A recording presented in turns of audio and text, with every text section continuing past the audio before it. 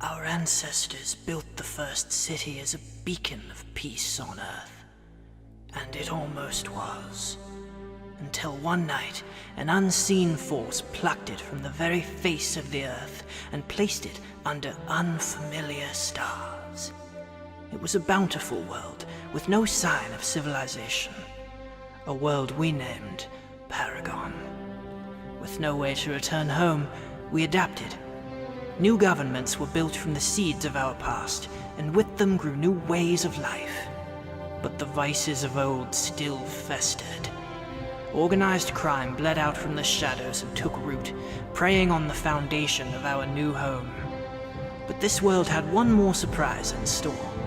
A mysterious element in the atmosphere that gave a fraction of the population superhuman abilities.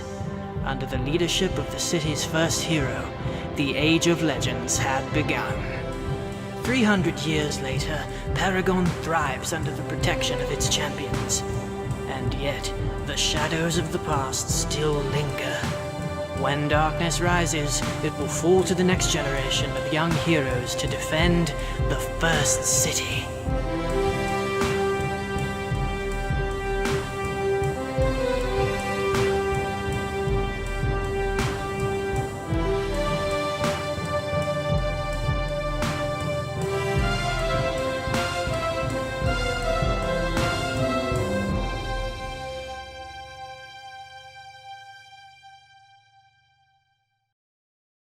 Hello and welcome to First City, the show where running to the hospital late at night is just good exercise. It's just a normal We do that Tuesday. a lot. It's just a normal thing that we do a lot on this show for some reason. First of all, dear viewer, you may notice that, I am so excited to once again be joined by the illustrious, the amazing Natasha as Silhouette. Stop the applause. Thank you. Thanks. No one is clapping. Could not be a better time to have you back. So excited. We're just gonna jump right in. So, previously on First City, Pantheon brought the team, including Jeremy, to a place called the Maxi Mall in downtown First City, which is a massive outdoor shopping center where she tasked the group with buying some clothing on a budget to develop their personal style for their secret identity. And the purpose of this is because very soon, as in within the coming week, you are going to have your first consultations with different agencies, an agency of your choice that contracts with the school to design your hero outfits that you will get at the end of this term. So you spent the day doing that, had some emotional conversations and a nice sort of birthday lunch with Pantheon for Haramone. Then once you returned home, you all did some various things on your own, but ultimately the night ended around 11 p.m. when QuickTime, a friend of Haramone's and member of Tonitrus's team, frantically knocked on the door, texting Haramone that Helix was in the hospital. Now, before we pick up there, I'd like to wind the clock back a few hours. No! Time travel, no. Because as I understand it, Jeremy had somewhere he wanted to go. So if you could walk me through at around what time does Jeremy start getting ready to go and where does he go? I'd say at like 7:30 at night. Mm-hmm. He starts like getting some stuff. He puts on the clothes that he had gotten from the Maxi Mall and his glasses, and he'll pick a face for himself, just kind of cycle through.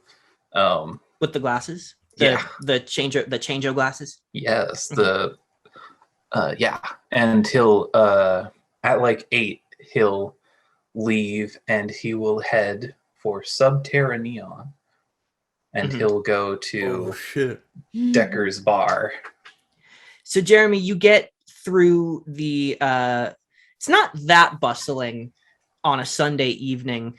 The most that you'll see is people sort of gathered outside at cafes, enjoying, some nice drinks and, late night snacks with their families on, that's kind of the most activity you're going to see as you go through downtown. And you make your way around to a familiar entrance, one that you haven't seen in a while, but that the party has seen most recently, where a seemingly abandoned building with a seemingly empty pool that you descend into through the holographic barrier into a much more bustling subterranean.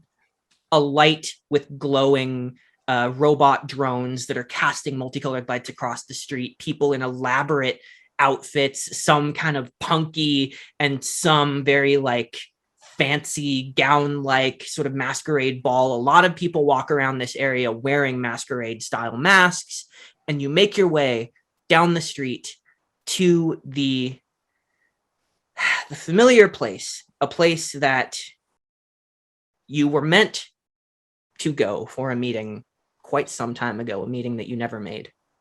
Before we head into, or yes, we as both audience and me head into Decker's bar, Jeremy will tap his glasses and change the setting and put on an appropriate mask. Oh my god. Oh my god. Oh yeah. The look is complete. There we go. Wait, gold on fit on gold my on face, black. please. There we go. Oof. Yeah. Masquerade. Now ball we're ready. time. Now we can head in, even though this is slightly too small for my face, but We love it. make do. Now you head through the doors, which are not guarded or anything. They're not trying to keep anyone out. You know, the private or screened part of this area is not the bar itself. And as you step through the door into the darkened room with the light pulsing sort of dance orchestral blend of music that's sort of throbbing through this room, you see the bar in the center with those central sort of glass pillars with the silhouettes of musicians inside them that are playing that you can't see, that might be people inside, but are probably not. It's probably just projections. And you see people of all walks of life in the city who are making their way, having these colorful, bubbling drinks. You make note of Polly, who is the massive black tank top clad, short pink buzz cut and very bright hawk-like eyes, sitting in front of a door on the far end that is closed with a sort of a velvet rope letting people in one by one. You know it that she is, from experience, that she is screening people who are lying about their age and intention going into this place. And as you're here, I need to just be very specific about something. How different is the attire that you're wearing now from the attire that you wore when you used to fight here as Igneous? Completely. I'm wearing the stuff that I got at the Maxi Mall, so think much more like knight that is not wearing armor. Right. That's excellent. Okay. Cool. Very, very good. So here's what we're gonna do. I'm gonna have you roll just a general stealth check, and you're in a disguise, and it's a pretty good disguise. So I'll give you 2 levels of advantage. So 2 rerolls. What is stealth? Damn. So stealth is going to generally be agility. Ooh. Well, this is gonna suck. 1 success. Out of 1. Oh, well, that's a full success. Okay, that's good. Proportionally, one out of 1 is a full success. You're not rolling against anyone specifically at this Oh, moment. thank God. This is just you blending into the crowd, right?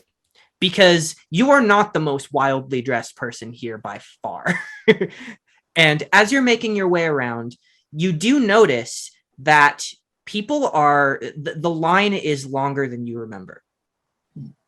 Something is going on in the fighting challenge ring area. And Polly is taking a little bit longer with each person who's entering. Ah, geez. And it is a long line. And the people God. look excited, enthusiastic.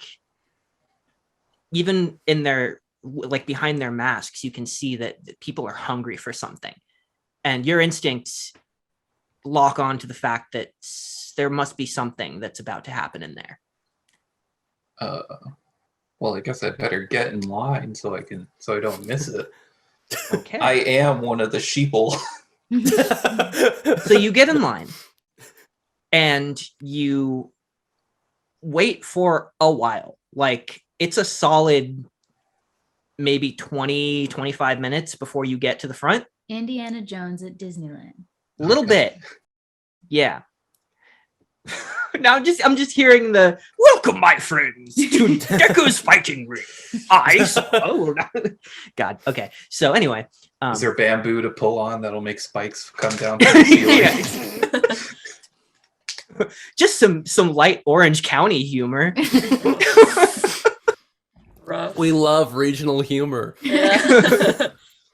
So you get in this line and you make your way to the front, and Polly, who is usually, kind of reclined on a stool, sort of looking people over, she's actually standing and her arms are crossed.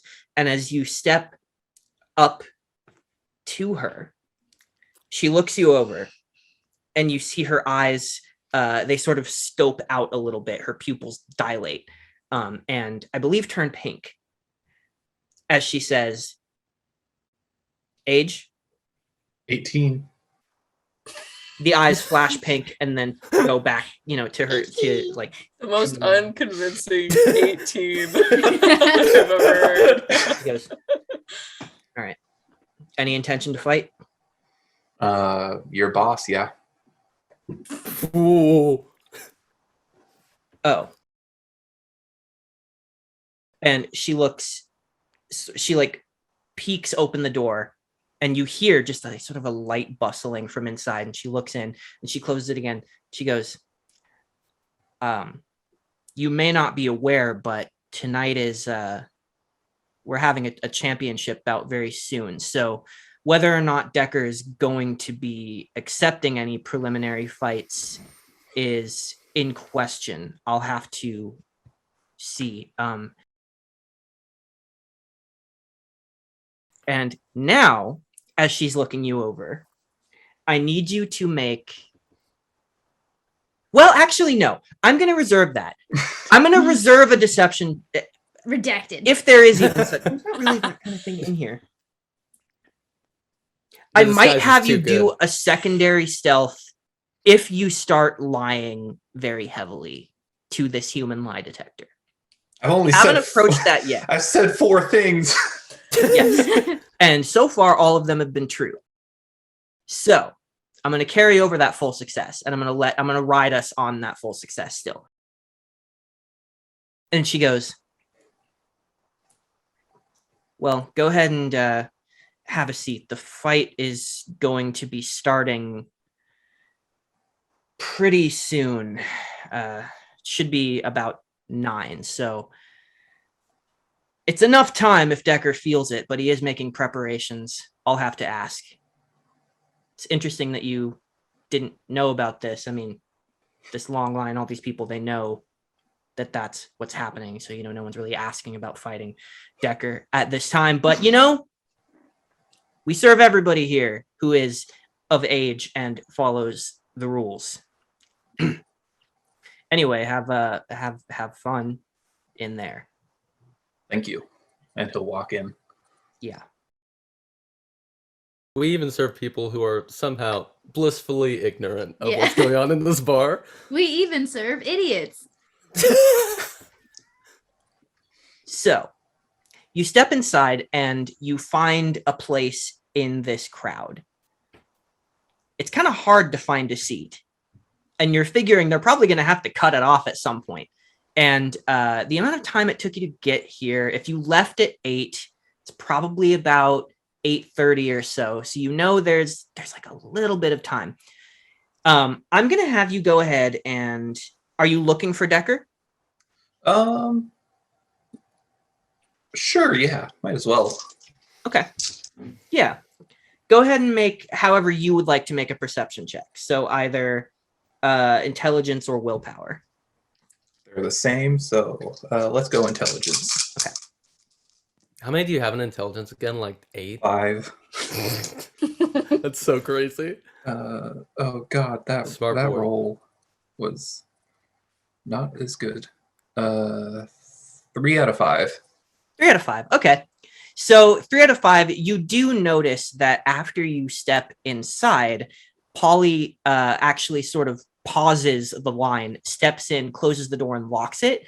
And then she goes over across to the other side of the ring from where you are and steps through a door.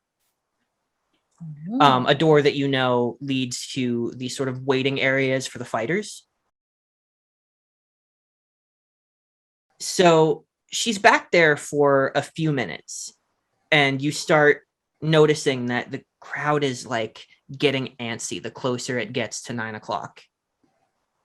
I'll lean over to someone next to me and be like, who's your favorite to win? Yeah, okay. You lean over to would anyone like to offer, let's do some group world building. Would anybody like to offer what kind of mask and outfit this random person is wearing? They're a lizard. I I don't was Lizard know. gonna say person. alligator mask. That's so good. No, lizard's We're better. here. We're here. Alligator. Okay. No, Lizard. slash alligator. Yeah. Lizard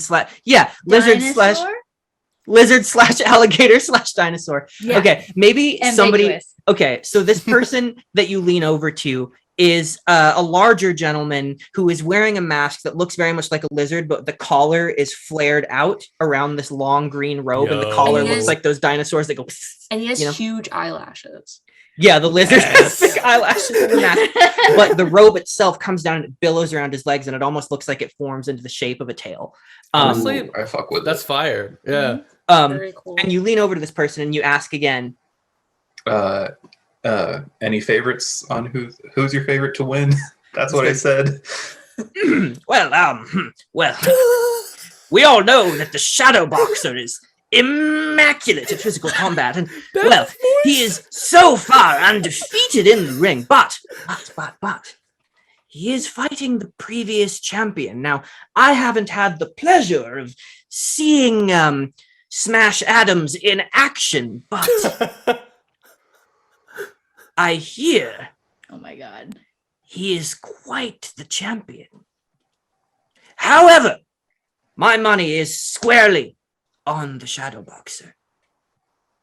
That man can flip in ways that I was unaware a human body could do. He stands Shadow Boxer. He's about to be disappointed. Oh, Oh no. How about yourself, young man? I don't I'm- know what this voice is, by the way. It's excellent. Whatever It's a it is. voice. He'll kind of just keep watching like the ring and the crowd, and he'll just say, "I'm ashamed to say that I have been out of the loop of the current matches. I just now learned that it was a championship today, so I rushed down to see who is in this and all the hubbub." Indeed, yes. People come from all corners of the city to come see these fights, and this one will be one to remember. You can quote me on that one. I'll be sure to do so. Yes. Quote P. Lizardsworth. Wow. Writing it down. He went from like foppish English gentleman to 1930s radio announcer so quick. It's excellent. Oh, you know he's the kind of guy that will like do his own announcing and like while the fight is going on.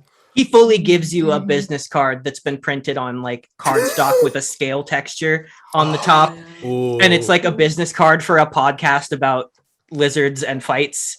Oh, that's amazing. What's his Sounds like name a good again? What's his podcast. last name? Lizard. P. Lizardsworth. Yeah. Piss lizards with. He Lizardsworth. Yep.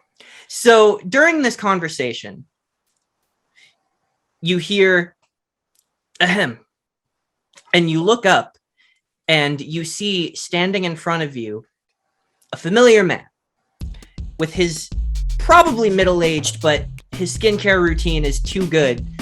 His middle-aged butt? His middle-aged butt, yeah.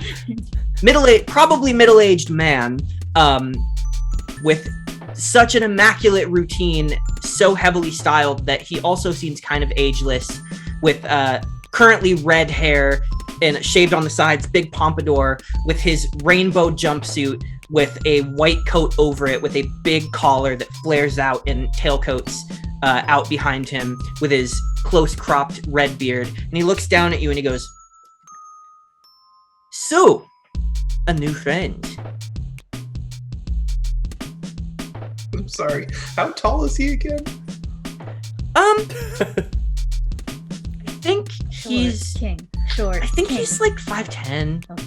Oh, then he's only an inch taller than me. Okay, that's good. Yep. And this is, of course, Triple Decker. And as he makes his presence known, you see people are kind of clamoring like, "Oh my god." And P. Lizardsworth is like, "Oh, sir, I didn't see you there. Well, allow me to introduce..." And he just is fully like, "Yes, I hope you enjoy the fight. So, I hear tell that you wanted to have a little bout with me. Now, I find it interesting that you come to this establishment not knowing what was happening tonight. I find that very interesting indeed. I do have a little bit of a time for a conversation. Maybe not the kind of conversation that you're looking for, but if you'd like to schedule something for the future, I can make that happen. Come, have a drink with me." Oh. Oh boy. Really I'm not- quick, you might he'll- know that your teammate Silhouette made an absolute fool out of this man. Oh yeah, I did. She tripped him, and it was Legendary. incredible. He'll just kind of nod his head and follow Decker where he leads him. So he walks you over to the bar. He orders 2 bright blue carbonated alcoholic something and brings them over to a booth where he closes a curtain and activates on the little pad on the table that familiar silence effect. And he goes, "So, what's your name, son?" Oh man, I really wanted to fight you. Would have been much more interesting, but I suppose you won't have to change again. And he'll kind of lift up his glasses and dispel the effect for just a second. And then he'll lower it again and just resume the holographic effect. Dispel the effect as in show that you're Jeremy. Mm-hmm. Okay. Yeah. There's a moment where his eyebrows raise and he... Well. So, I have some questions, of course. I don't know if that's exactly fair, considering, but... No, I have to know. Why didn't you make the meeting? Oh, that's a very good question, and one that I don't have an answer to as of yet. Fair enough, fair enough. Though, I should warn you as a professional courtesy. No, actually, more than a professional courtesy. I like you. Quite a lot, actually. There are people who have been coming here for the past few days. They're disguised amongst the crowd, but I know my people and I know my patrons. They have a little air of Fed about them. Now, I should tell you, the people in that room over there, and he gestures back toward the room that you came from, and he goes, they're probably the most equipped to figure out that you are, in fact, the one known as Igneous. Now, it wasn't hard for me to figure out, being who I am. The connection to Asher, the power set. It's not a big leap. But you might notice, none of those people, none of my patrons, myself included, have sold you out. And will not. I guarantee that. Now, do you know why? Because there's honor amongst thieves, or whatever this group is. No, not thieves. Well, maybe some of them, but that's not the point. That's not the unifying factor. No. See, when you stepped into that ring with me, you provided those people something that they desperately needed. And that's entertainment, my friend. Entertainment and a temporary respite, an escape from the cruel world out there beyond those double doors. And see, they want to keep that. And you're right. There is honor in that. But there's also something beautiful about this base desire for conflict shaped into something profitable and healthy, ultimately. Now, to return the favor for what you have brought this place, not only will I continue to keep your secret, but I will tip you off that those people, they are sniffing around, and I believe they've made the same connection. Now, that means to me, either they've got wind of the name Igneous, or they've done some digging, and they're generally suspicious. None of them tried to fight me, so I don't know. Consider it my best guess. But you might want to keep your disguise on and, steer clear of the whole Igneous persona while you're here. Now, I'm happy to have whatever conversation that you wanted to have. As far as I'm concerned, you already earned one and never got to pay it off. I don't know if you need me to bring Asher back down again. Oh, no. I do want to make good on that deal. I would say that we already had our conversation just today, and in fact, that's mostly why I decided to come back here again. All right, well, then, at a time that is convenient for you, let's say perhaps same time next week? Well, if things go a certain way tonight, it can't be 7 days from now. Maybe a day before. And we'll have a conversation that I believe you're owed. Does that sound fair to you?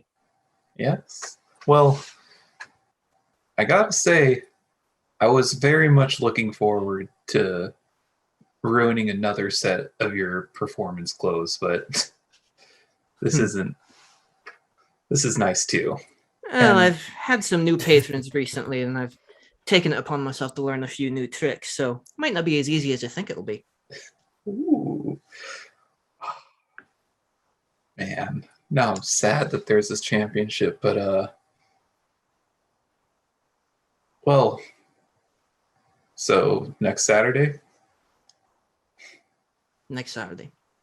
All right. In the meantime,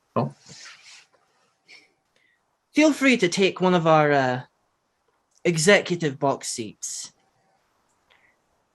Take in the performance away from the crowd, where you're away from prying eyes that are definitely in the audience tonight. And as a friend, do not repay my hospitality by bringing hellfire down upon my house. We're square, right?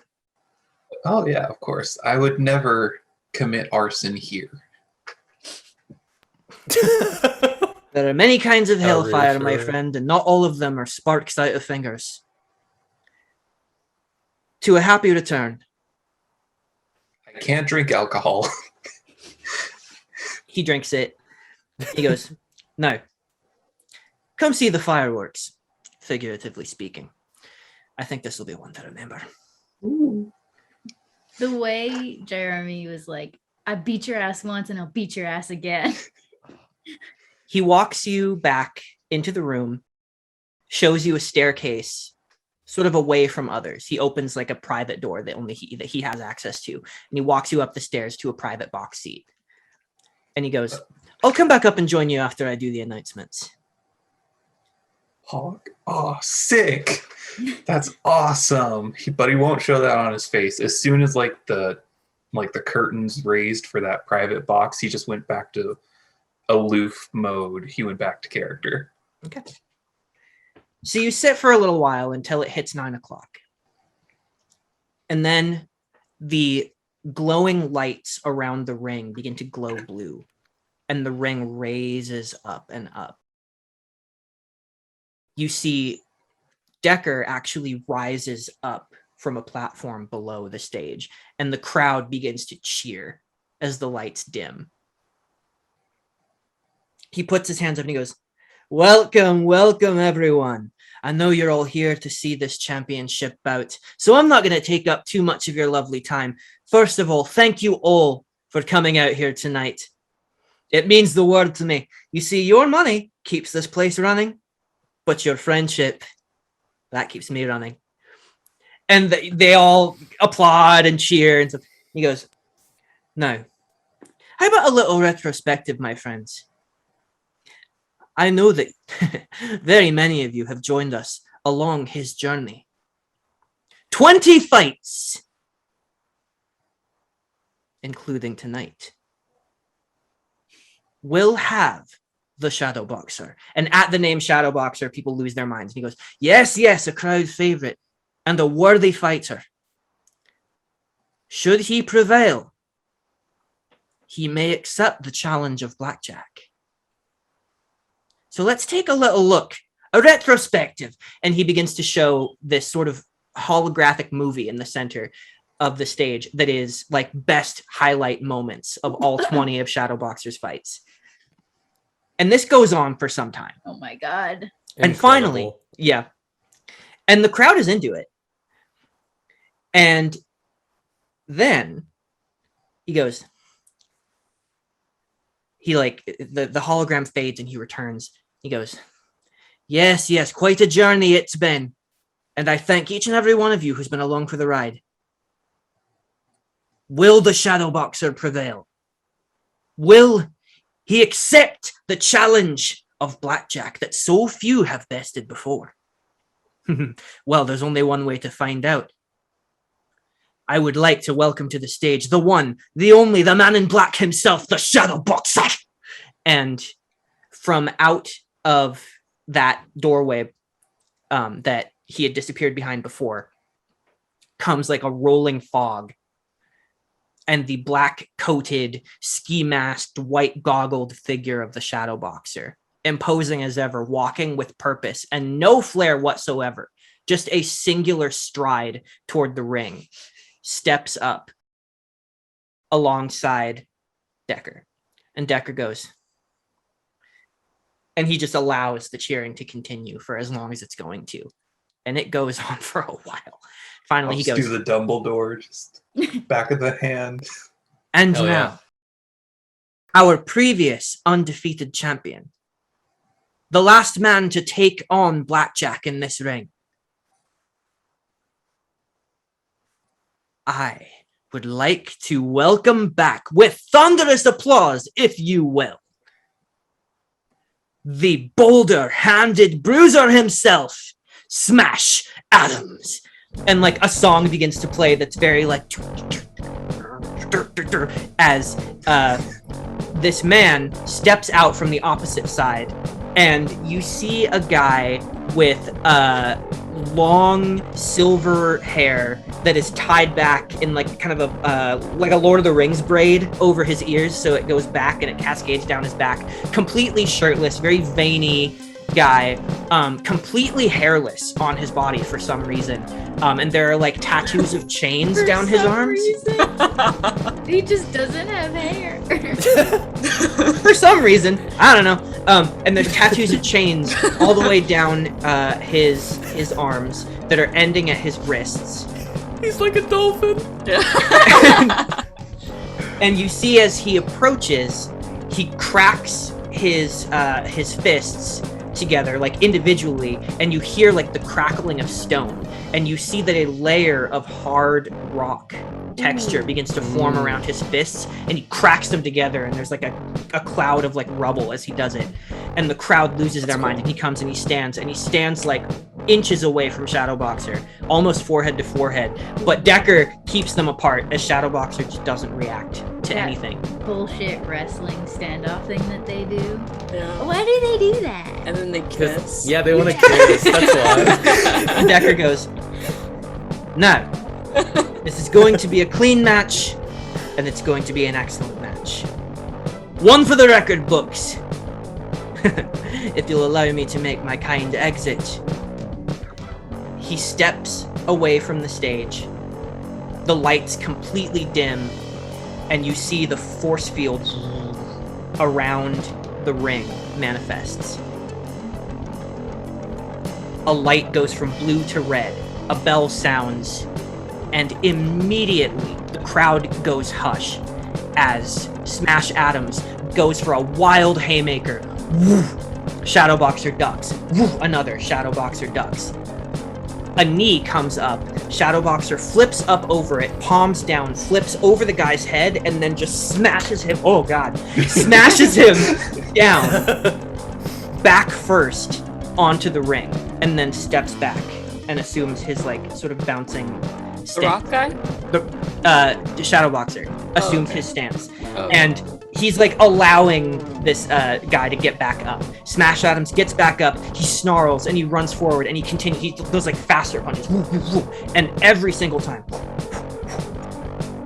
Finally, Shadowboxer just does this spinning roundhouse kick, and it lands directly in the guy's temple, and he stumbles into the force field, shocks himself, and steadies again. It looks very much like, very quickly, this is not much of a matchup the way that it was supposed to be. As Smash Adams runs forward, you see that he throws a punch, and he stops inches before, just as the Shadowboxer moves back. And then, as Shadowboxer comes back in an attempt to go kind of underneath the arm, he pulls the arm back, sort of blocks over top, and then you hear this crackling sound as a fist from the other side, a left hook, you see that rock has thickened. Decker is now sitting up in the box with you. You see this fist connect, and you hear a crack. Ooh. The goggles, one of them, completely like shatters on one side. And Shadowboxer goes down. You immediately see That's all it can take sometimes, though. Polly, the force field goes down. The crowd is gasping. Polly is running up. The light turns blue again. Decker stands up. You see he's got this little like mic on his shirt, and he goes, "That is a violation and a disqualification." And before Polly can even vault into the ring, you see that Smash Adams is about to get on top of him and continue pummeling with this horrible face. And as he does, you see what you think is an unconscious Shadowboxer grabs the hand and pulls it, is trying desperately, and then he flips over, gets on top of him, elbows him directly in the temple, and stands up shakily. Polly is now in the ring, inches from intervening, and stops. Dead silence. Decker is standing, sort of awestruck. "One moment, please." He rushes down, and in the time it takes him to get there, the crowd erupts into a cheer. As Polly picks up Smash Adams and carries him off stage, like just slung over this way. It's not hard to notice that the Shadowboxer, he's swaying. He doesn't look quite right. Concussed. But he's standing like centered as best as he can, and Decker takes his hand and or goes to take him by the wrist to raise it up, but he moves out of the way. And Decker looks over the crowd and goes, "Ladies and gentlemen, and all of the lovelies, in between or none of the above, or all of the above. Our winner on his 20th matchup, a feat that so few before him have accomplished, the Shadow Boxer. And Shadow Boxer on his own raises his fist. Audience, you can't see this, but Natasha's been putting some great reactions in the Zoom chat. Oh, they can't see it? We've got confetti right now. Decker quiets the crowd, looks over, outstretches a hand to shake, and says, "Now, Shadow Boxer, this is a commitment you can't back out of. This is your last chance. Do you accept the challenge of Blackjack?" He takes his hand and he shakes it one time, and then turns and walks away. He's so fucking Could stupid. I? And as he's walking away, yeah, could you? Like you said that his like one of his like little goggle things is like completely shattered. Could I see more of his face? Ooh, that's interesting. Can you Yeah, identify go him ahead and by make eyeball? go ahead and make a perception as how you would. All right. We'll see how you do. So what do we got? That is a 4 out of 5. 4 out of 5. Okay. Identified by eyeball. So you take a look and you do see that the fight is being projected on big screens as well. And he's doing his best to like hide it. Like he's favoring away from where the filming is happening. He knows where the cameras are and he's not facing that way. But you caught it as it happened. And you saw just a glimmer in the light of a blue-green iris.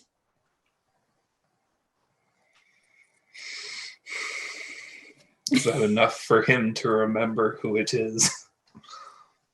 With 4 out of 5 successes, with the color of an eyeball only, ordinarily I would say no. However, did you roll this with intelligence? Yes, I did. Because you rolled it with intelligence, you remember that snippet of conversation that you heard from the party when you thought they were talking about someone's boxers? Oh yeah, that's right. You remember that. You're a man of conspiracy. You put together details. You remember that. You factor that in with the eye color and with the display of ability that you saw here, and with what you've been hearing, what you know about Helix's weird night disappearances, and you put together a theory, and you feel like it's possible that you know who this is. You feel like there's a good chance.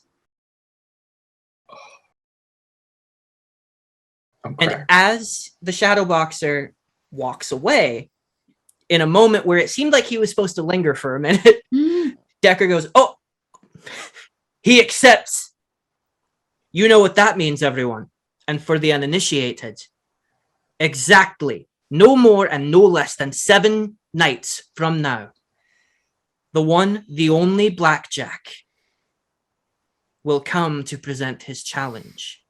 A challenge of which the winners I can count on one hand, let me tell you. And it's not a fight you're going to want to miss. I'll see you then. Will you?" And he leaves. And as we fade out of that moment, I'm going to move us back over, and we'll catch up with when Jeremy sort of leaves there and what he does from there a little bit later. Because now we find, well, do we find the rest of Team Pantheon all going, or is it just Haramon going with QuickTime? To the hospital? Yeah. I think I would go. So BB, you said you were awake, right?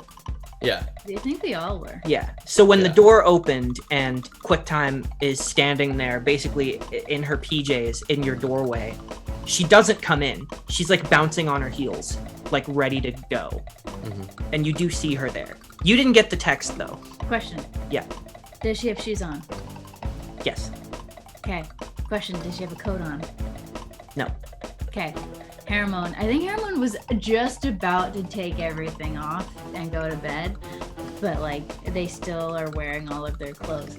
So they put their knife back in its sheath on their back. They run over to the couch, grab one of the throw blankets, throws it around QuickTime, and just books it out the house. Okay. BB sees Harriman move like that and goes, Silhouette, it feels like we should not be in the home anymore and there's something more important we should be doing. Wait, has it already been announced that Helix is in the hospital, or is it more just like we just saw Harriman? She texted it to Harriman specifically, but she said it again when she opened the door. Oh. Yeah, let's go. Sounds like a good idea. Yeah, well, I think we follow behind Harriman and QuickTime. As you're running, QuickTime says to you, I don't know what happened yet. Ivy brought him. He told me to come get you. Oh boy. Yeah, we're just legging it to the hospital. Running a little bit behind, BB turns to Silhouette and says, doesn't it feel like we're always going to the hospital? I know this is a college for superheroes, but... Yeah, I really wish I wasn't making as many visits. I wish I didn't know exactly how to get there. I wish I didn't know the floor plan of this hospital. Really getting sick of this. Same. As you arrive at the hospital, you find it not terribly busy. You go through the doors into the sort of waiting room, lobby, reception area, and you see somebody sort of waiting, behind the desk, and there are chairs all around. There aren't really very many people here, maybe only like 2 or 3 people, and one of those people is Boomerang, another member of Team Tonitrus, with her freckles, 80s fashion. She's fully dressed. It seems like she was wide awake, still doing stuff at this hour of the night, with her long, like Merida red hair, and she is just sort of pacing back and forth in front of a single chair. Her fist is clenched, and as you get in, she looks up and she runs over to meet you guys kind of in the middle of the lobby, or she kind of like power walks over, and she goes, oh, you're okay, you're here. No, that's good, I think. Why are you here? I mean, we heard about what happened with Helix. I mean, not really. We just know that he's here. What happened? I don't fucking know. I mean, Ivy carried him here. He said to come along, and from where? From the house. Oh. Is he in surgery? I mean, not really. He's an examination. We haven't been here for, it's been barely 5-10 minutes. How bad is it? I cannot stress enough how much I don't know about this. Well, then let's find out. And then Harriman goes through those classic hospital double doors down to where they would, I think, know where he might be based on that. You hear the receptionist behind you go, you can't go. What?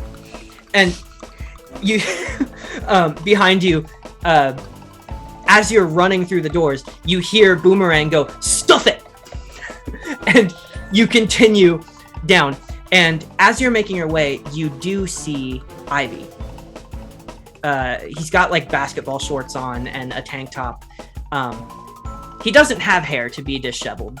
Maybe his beard is slightly disheveled, but he's standing there with 2 arms, sort of like this, in front of his face, and he's standing in front of a window that is blacked out from the inside. And he turns to look at you guys, and as you're running forward, the door does open, and out comes a nurse in blue scrubs. You see someone who is maybe 30, with a black kind of spiky mohawk that goes back into a sort of mohawk mullet. Yes. They have pierced eyebrow, like septum piercing, and like black nails. But as they walk up to you guys, I don't know, maybe Harriman, you might know this person. This is Nurse Sky. Their name is Sky. Yes. The future of medical practitioners is here.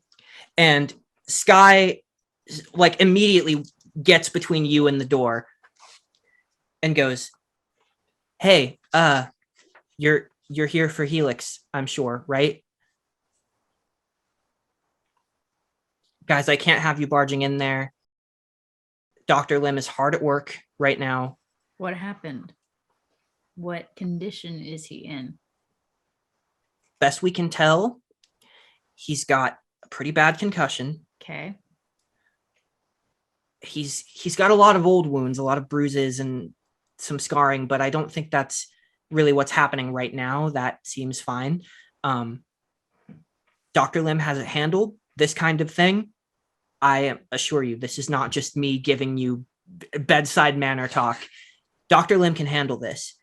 The only reason that we're having an issue in the first place is because it looks like there was too much of a middle ground, let's say, between when it happened and when he got here. Dr. Lim has it under control. He's out of the woods. He'll be completely fine. But once we're done here, he's going to need to rest for a while, probably for the better part of this week.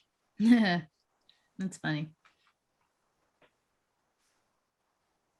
I mean, that's good. It's not good that he's hurt, but it's a concussion. I mean, we've all been concussed at some point or another. Yeah, well, I imagine there will be some questions as to how this happened. We've already interviewed Ivy a bit, but I don't imagine any of you have any more information about what might have happened. No idea. Silhouette looks at Ivy just to, like, I don't know, see what his reaction is to, like, the nurse talking. He's just listening. He looks like he's holding something back a bit. He's very tense, very statuesque, and his arms are still crossed. But once she says this, he does let out something. He does ease back a little bit, but he's still very tense. And he forces a smile that does not look forced. And he says to them, "Thanks, Nurse Sky. I appreciate it. I called these guys in just because they're good friends with him. I thought they'd want to be here, but I appreciate the update. I think we'll be good here. We'll head back to the lobby. I don't want to get in your way." She goes, "All right. Well, you should be able to come by and see him tomorrow. He should be awake, but he'll be in and out, so maybe not too early. He's going to need some rest. You should probably all get some rest too. I promise you, he'll be all right." And they turn and go back into the room. And you guys are left here with the rest of Team Tonitrus. When they open the door, am I able to see him at all? Ooh, interesting. Ooh. Yeah, I make was a... also thinking something similar. So go ahead and make an intelligence roll, I think, because that's your best shot, Silhouette. If you make an intelligence roll, I'm going to let you try and perceive fast enough through this little crack in the like instant that it opens and closes. So Silhouette, if you're going to try to take a peek, I think intelligence is your best bet to see if your eyes can sort of get there fast enough. Yes, sir. Okay, so I rolled and I got a 6 and a 5. Ooh. And then a 3 and a 2. So that's 3 successes, right? Yeah, out of 4 that you rolled, right? Yes. Yeah. So that's pretty good. So I will say that as Sky opens the door, you are able to see the familiar figure of Dr. Lim, a shorter man in his white coat with his short gray hair, hard at work, and you do see for a moment Helix, who is very much unconscious.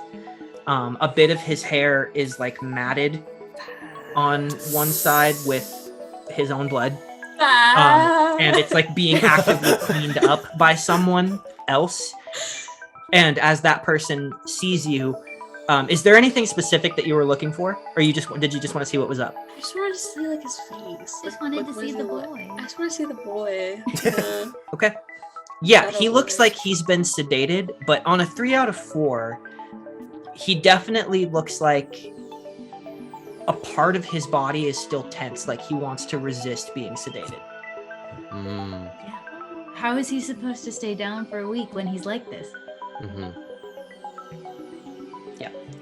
And I think you might also notice that there are orderlies in this room. Or what? Orderlies. What does that mean? Or is that the right word? Nurses. Yeah. Yeah, like people Oh. attending to him. yeah, just people Oh, who are okay. attending, who are standing by. So he's not in surgery. He's in not an having OR. surgery. No, he is. There's like Okay. some machine. There's some cool like future doctor machinery, and he's being tended to at this moment. But it looks like it's more. It's not really a surgery situation. They're past the stage of checking up to see if that was necessary, and it doesn't look like that's necessary. I think BB looks at Hermione and Silhouette and goes, "Do we know where Jeremy is? Isn't he explicitly kind of not supposed to leave?" I pull out my phone, I text Jeremy, "Where are you? Question mark, exclamation point.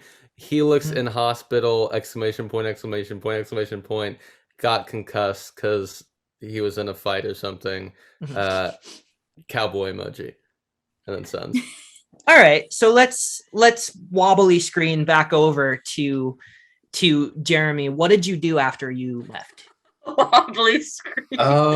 Sorry, that just hit me. I think he's gonna try and follow this dude that just got his shit absolutely rocked and is just walking away. He's gonna try and follow him. So Okay. as soon as he walked away, he'll be like, "Oh, thanks, Decker," and then woo. Interesting. So thing number 1, he went back through the doorway. And you know from experience as a fighter, when you can go out of the whole club through that doorway out the back. So you can try to go get in the crowd, but if you're seen, it might make a scene to try and go through that door because it's not like a public door. So you could either take a little bit longer and try to go out the normal way and around to where that door leads out, which will make it a little harder to track him, or you can risk trying to stealth through or do something else that you can think of if you want to go directly through that door.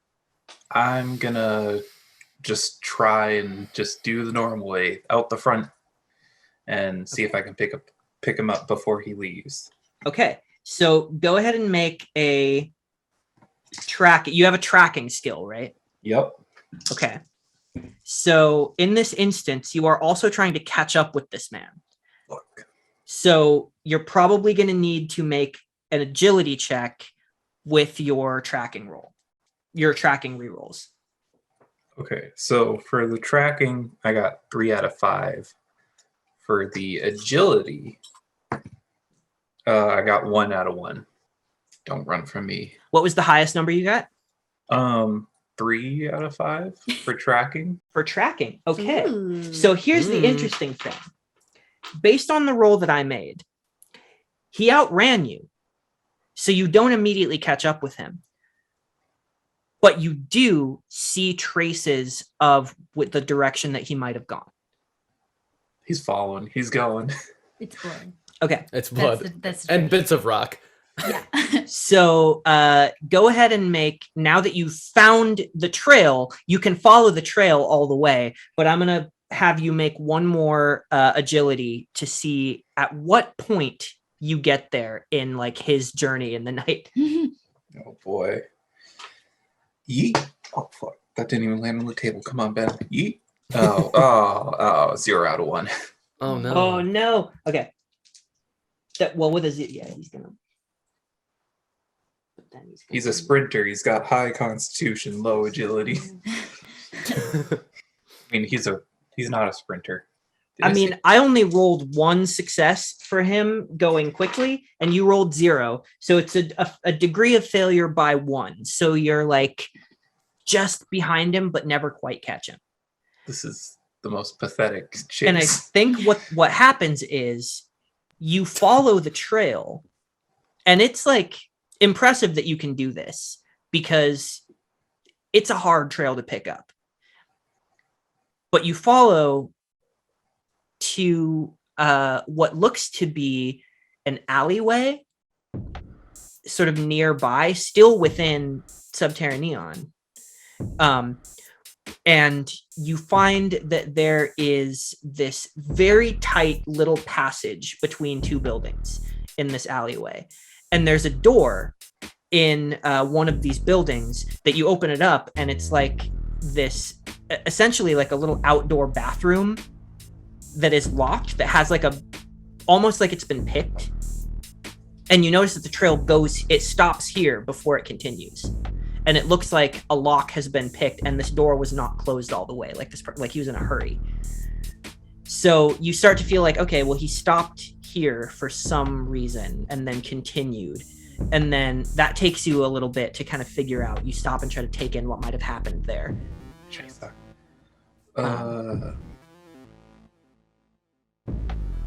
Well, I suppose I can always just remember where this is. It's more important to find him and make sure he isn't dying in a ditch. I'm happy to just tell you, you figure he might have like changed here. That's what I thought quickly. Too. But yeah. Confirming. There's no reason to bar that behind a roll. That's information that is I'll loop into your tracking. And then you continue, you follow the trail, and the trail does actually lead to, like, it zigzags around, which is why it takes so long. It does not take the most direct route. It looks like he made multiple attempts to try and throw off anyone who might find him, and ended up on the bullet rail. And the trail ends at the rail because it's the rail. Bleeding on the bullet rail? This is This not is the New York First City, subway. baby. Yeah. I think at the point that like he leaves Subterranean, he changes his hologram to being back to where this mask that I'm wearing isn't on his face anymore. Just give me a second to fully immerse you by taking it off. Yep. Oh, it was getting hot under that thing. Immersion. He'll go to like a person working the bullet rail, and he'll ask them like if they saw a dude who looked like they were concussed get on a train and where they were going. You know, totally normal things to ask people. Have you seen anyone looking concussed? He goes, lately? not. I mean, I didn't see anybody bleeding or anything. Although I people come in with like, various types of head wraps or different head wear.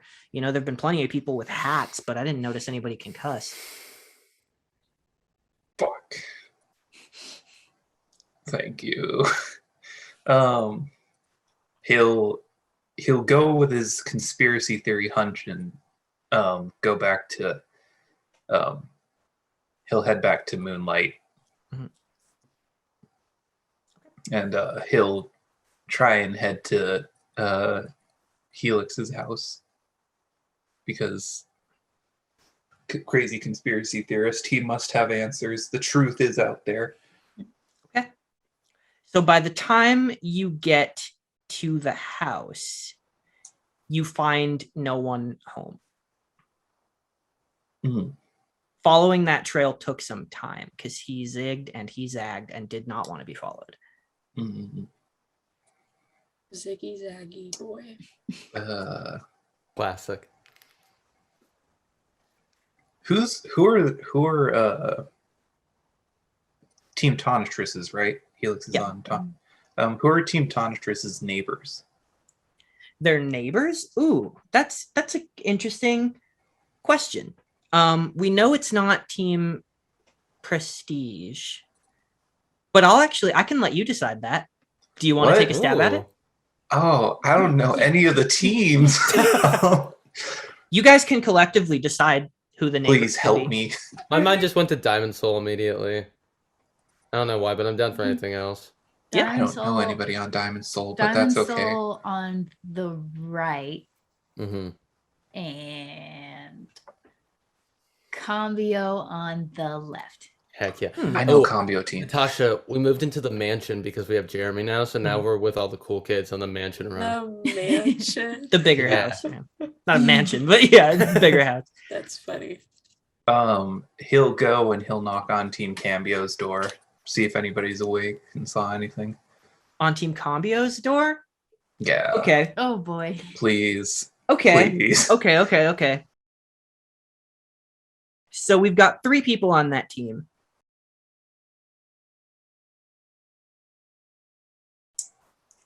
On a 1 or 2, it'll be knock knock. On a 3 or 4, it'll be poltergeist. Okay. And on a 5 or a 6, it'll be canvas. 1 or 2. 1 or 2.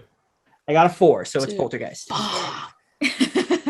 Just the hot one. Yeah. So, which kind of makes sense. I mean, he would be awake. Not the hot one. He opens the door. I think he's just got like sort of a nightshirt on and sweats. And he opens the door and he looks at you.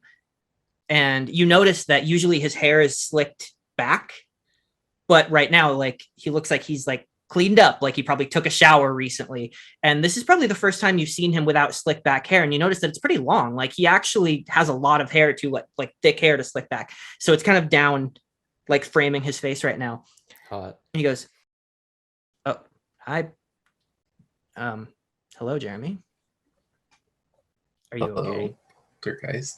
I'm okay. Yes. Did you notice anything that happened on Tonitrus's? Like, I tried to knock on their door and they're not home. Did you notice anything weird happening over there? Well, Knock Knock was outside stargazing, and she noticed that they were booking it pretty fast. She didn't notice anything weird. She came out in time to see. She saw Boomerang and QuickTime running. Not really sure where they were going. They went going that way toward Central Campus. That's weird. That's suspicious. Okay. Thank you. Sorry to interrupt you, and love the look with the hair down. It's a great look on you. I'll explain everything later, maybe over hot chocolate. Bye. And he'll take off running towards Central Campus. All right. You can just hear the gears turning of this silent man going, all right. Closes the door. Wow. Love. And so you, I would say, get this text as you're outside the hospital. Amazing. He'll walk into the hospital and look to see if they're there or where. They're not in the lobby at this time. You get another text with 3 question marks. He'll go to the receptionist and ask, "Hi, did Helix and his team come through here recently?" She looks at you and she's like, they're in there. You're like, she's gonna try to stop you, but just doesn't. Thank you. She knows the plot must go on. And he'll go through the double doors. Okay. You go through and you see this kind of tense, reflective moment of 3/4 of Team Tonitrus and the rest of your team sort of standing outside in this hallway alone. And I think it's kind of a comical moment. Like, you get the text and then you walk through the door and like, Right here I am. Yeah. I think Ivy's was in the middle of starting to explain what happened. Actually, he wasn't. He was like kind of gritting his teeth for a second. He was waiting for you guys to text, and he looks over and he sees you and he goes, "Oh, hey, that was really impressively fast. Look, we need to have a conversation. All right." And he looks around. He looks at a door, like a a room, a couple rooms down. Mm. There's, again, not a lot of people here right now. You can see through the window that it's empty. He opens the door, he looks both ways, and he's like, and he brings you guys into this room. And he closes the door. He doesn't really have the ability to lock it. I think that's something the doctors have that. But he does shade out the windows. And he looks at you guys and he goes, look, I don't know exactly what happened. All I know is he did the normal thing that he does, right? Where he comes in late at night. He climbed up the tree through his window, but I heard him from his room. I heard it like something fall. I heard some clattering and shuffling. So I knocked and he opened the door and he asked me for help and pretty much passed out. So I carried him here as fast as I can, and I have to be square with you guys, all right? Look, you know how much I love you guys. But the reason I called you is because I know you know what's up with him. All right? I'm on Team Detective, all right? I know I'm more than just a pretty face. And I see the way that he acts around you guys. It's the same way that he acts when somebody catches him doing something he doesn't want people to see, all right? He doesn't want people to know about him. So it's not a big leap for me to know that you know something here. And that's fine, man. I'm not offended by that. Okay, I hope you know that. Sorry, my tone is tense. I don't like this look on me. But the truth is, I have an arrangement with him, all right, and with myself regarding him. And that's that I will leave him alone to his thing as long as it's not endangering himself or others. Or at least others who don't have it coming on the justice front when we cross that bridge. But I'm worried that we've crossed that threshold. Now, me not knowing, I can't determine that, but I know that my friend is sitting in that room right now, half passed out, trying to resist sedation because of whatever he's been through in his life.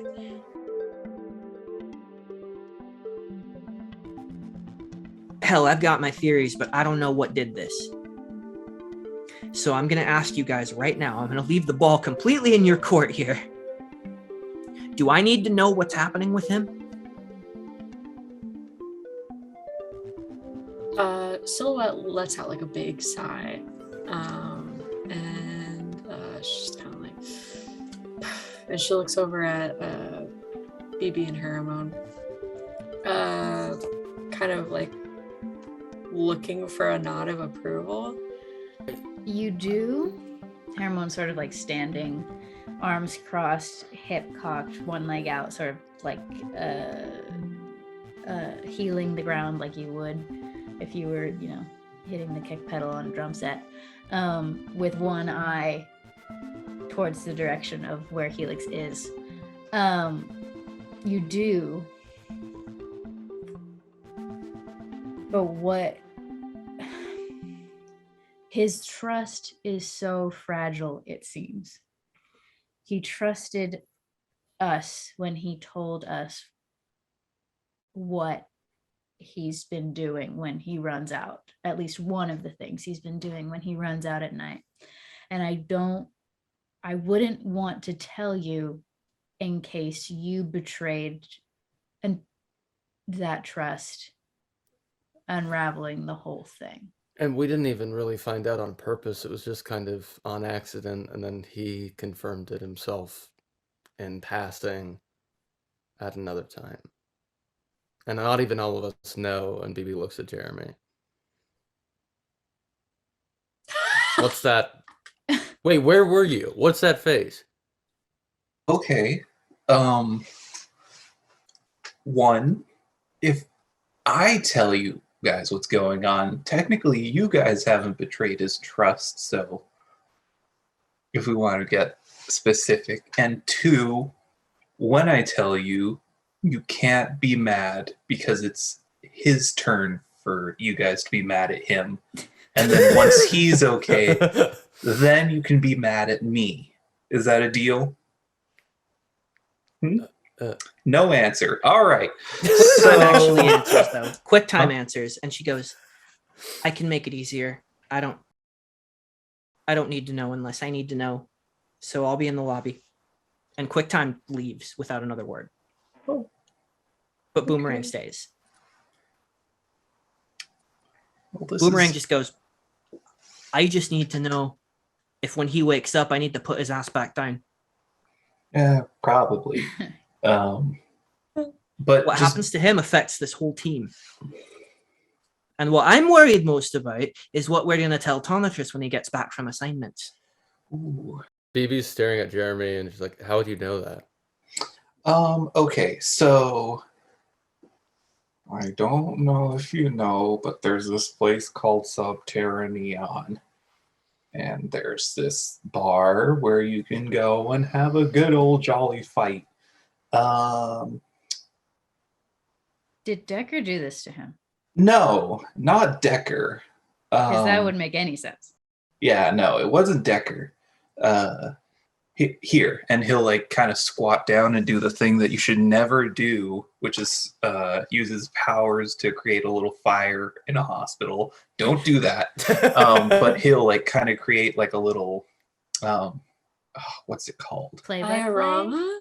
Diorama. That's what it is. Thank you. Ooh. Of like what happened, and he'll like just Out play of back the- fire? That's That's- so cool. It's so He'll- tight. he'll do that, and he'll show everyone and say, "So this is him," and he'll make like a little shadow boxer.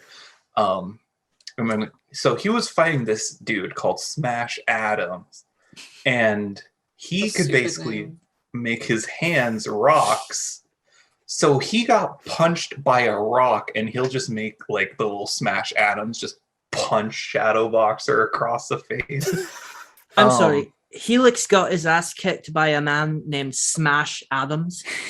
Yeah, he got punched by a rock. Right, I've decided I'm going to kill him. I mean, to be fair, he's been undefeated this whole time. I don't know if he got cocky or if he got unlucky. But yeah, I suspected for a little bit. And then at that assembly, he said something that basically told us that that was him. And we haven't been able to talk about it because we haven't been able to talk to him. If you haven't seen him, we haven't seen him. So Ivy sighs and he goes, "I don't know if this is better or worse than what I was starting to think that maybe he was going out at night and getting ahead of ourselves hero wise.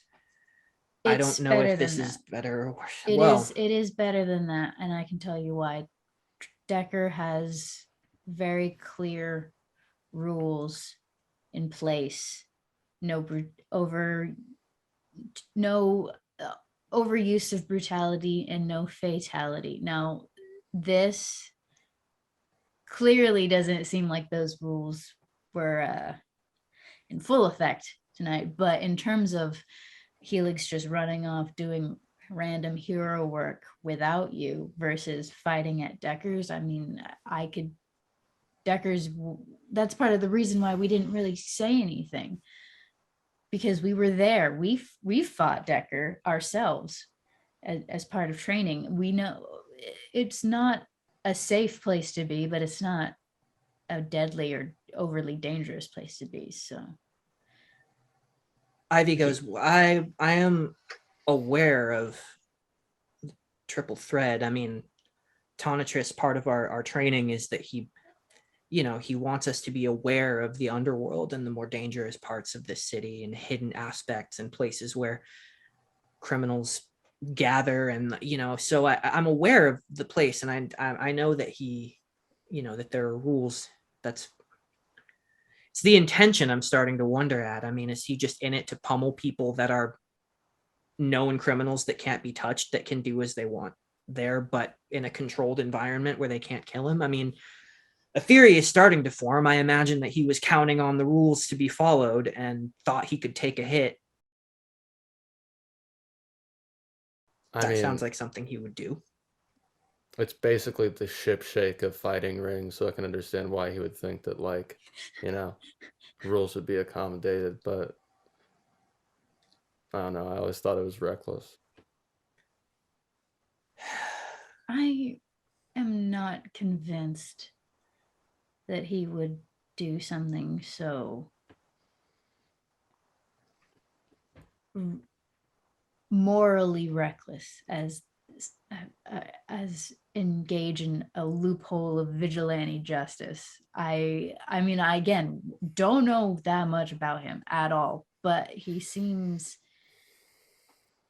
to be, I would like to believe, based on what I have observed of him, that is not the reason why he was fighting at Decker's.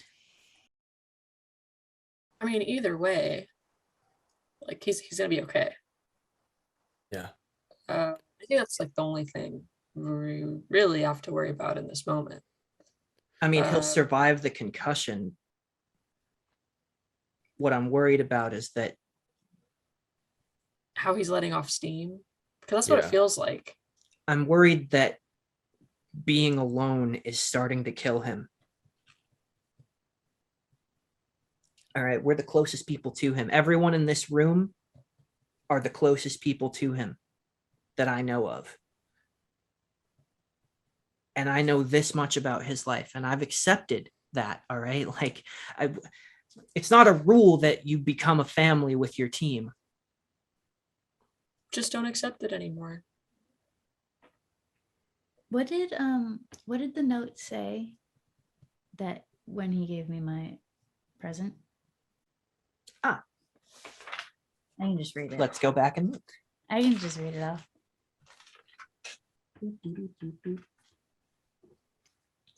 It would be that right there. Where? Okay.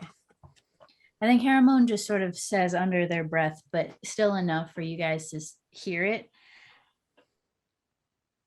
The way forward is what we left behind. Maybe this is something familiar to him. Maybe this is just supplemental training. Maybe there isn't a particular goal. Maybe there is, but maybe it's muscle memory. Just to throw it out there. I mean, we can grill him when he wakes up. Jeremy, is he gonna have to fight again?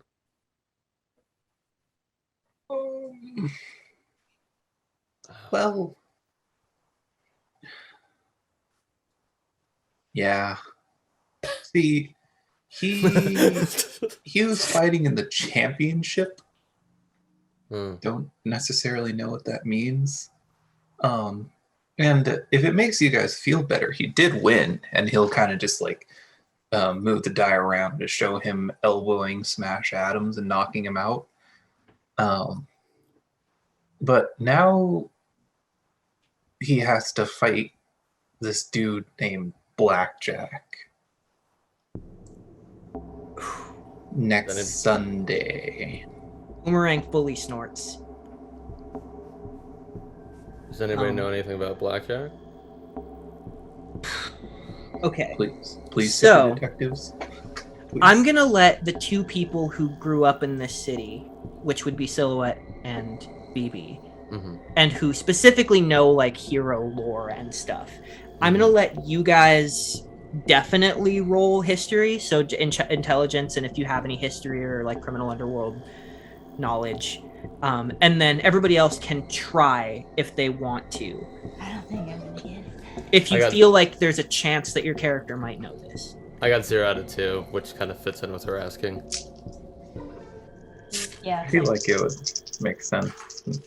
Conspiracy guy. Nah. 2 out of 5. Nope. Momento. Damn. I got 2 out of 4. 2 out of 4. Okay, a half success. You've heard the name Blackjack from a long time ago, Silhouette. The most you know is that he is like a known figure from like the history of First City Mafia. Okay. I just kind of like scratch my head and I'm like, I don't know, he sounds familiar, like some old dude. Boomerang goes, we're well aware. Tonitrus has pointed us in the direction of looking into, these.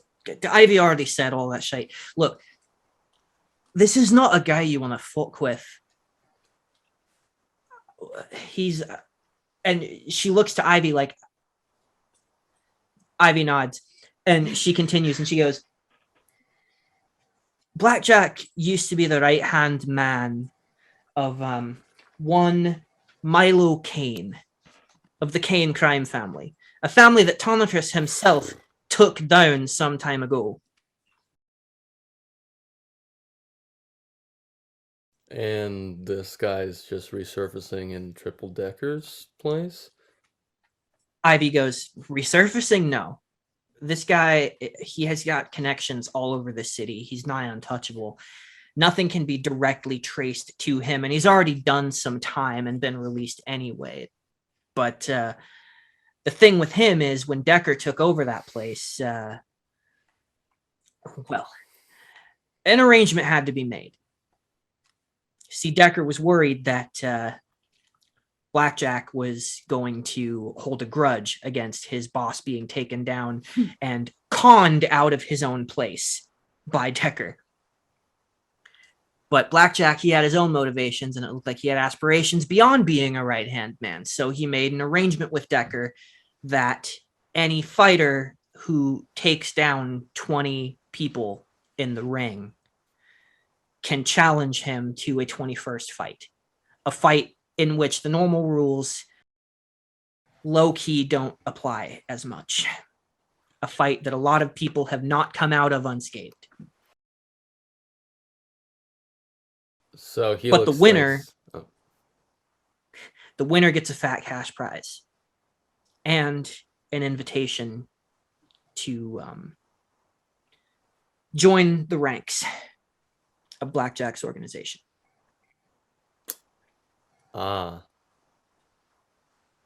Well, that doesn't seem like something Helix would do, but I could totally see him thinking that he can take down, I guess, finish what Tonitrus started. And take Do any of us honestly think that we know what Helix would or would not do? I'm sorry I have to put it so bluntly, but why are we all pretending like we know anything about him? We do know that at the whisper on the wind, at the drop of the hat, he would help anyone with anything. He moved those fucking rocks. I had to corral him just to help me look for some goddamn tracks at that fire. The only thing that got him out of his room that night was Silhouette asking for help. I don't think he would. Whatever he's doing, I have to believe there's some ulterior thread where he's just trying to help in some way. Boomerang goes like flush red and she nods. She agrees with you. Well, maybe in that case we need to help Helix. Like, fight Blackjack.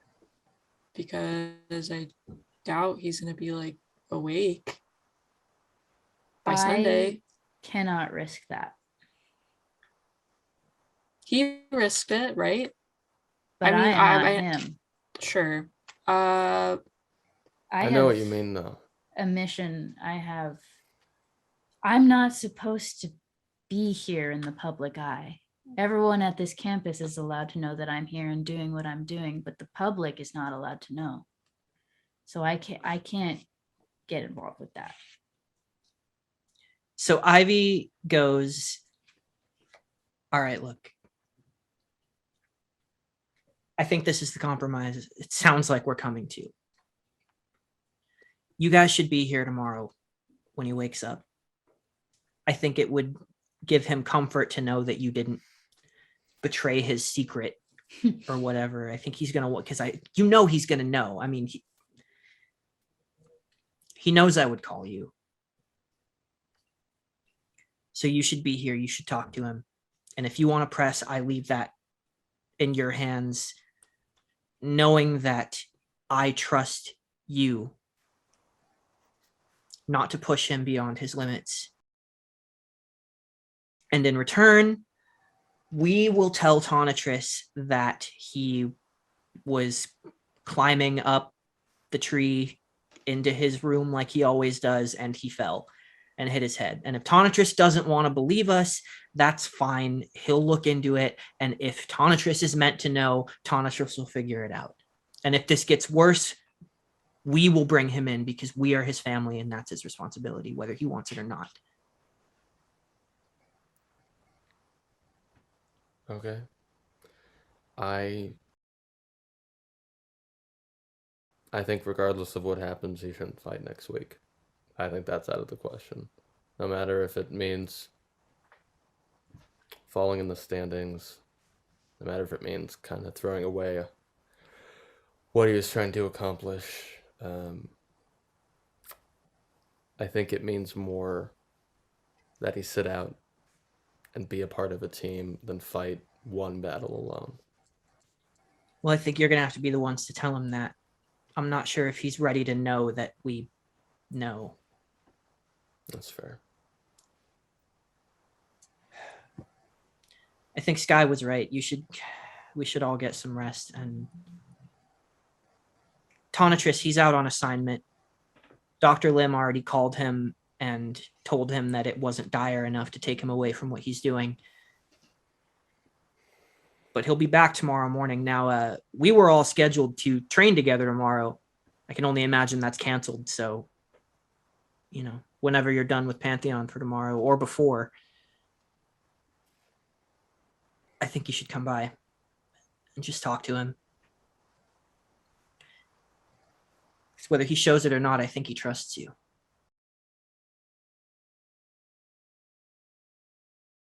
I don't really know why, but I think I can surmise. Same reason I do. Silhouette just kind of nods her head and is like, I trust you guys. And I'm sure even though Helix doesn't say it, he trusts you guys as well. We'll be here tomorrow. And Silhouette opens the door for everyone to kind of leave. Okay. And then also looks for who left?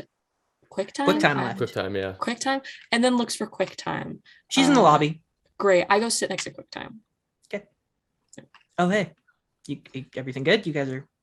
Yeah, I mean, I just wanted to let you know that we talked a little bit about Helix, and I'm sure your team will be more than happy to let you in on what's going on, but we're going to be here tomorrow. Just wanted to tell you. Hey, cool. Good. That's good. No, that's good. And I'm sorry I bailed. I feel like it just seemed like the right thing. But actually, would you mind coming to the bathroom with me? It's really creepy hospital at night. I don't really want to go by myself. Would you come with me? Yeah, sure. Okay. So she brings you into the bathroom, and then she takes a position immediately. Her whole demeanor changes, serious mode. So she puts herself in front of the door once you're inside the bathroom so that no one can open it without hitting her. No. She doesn't look like she's threatening you, but she's dead serious, and there's something else under that. Okay, so let's just kind of what's happening? Okay, look.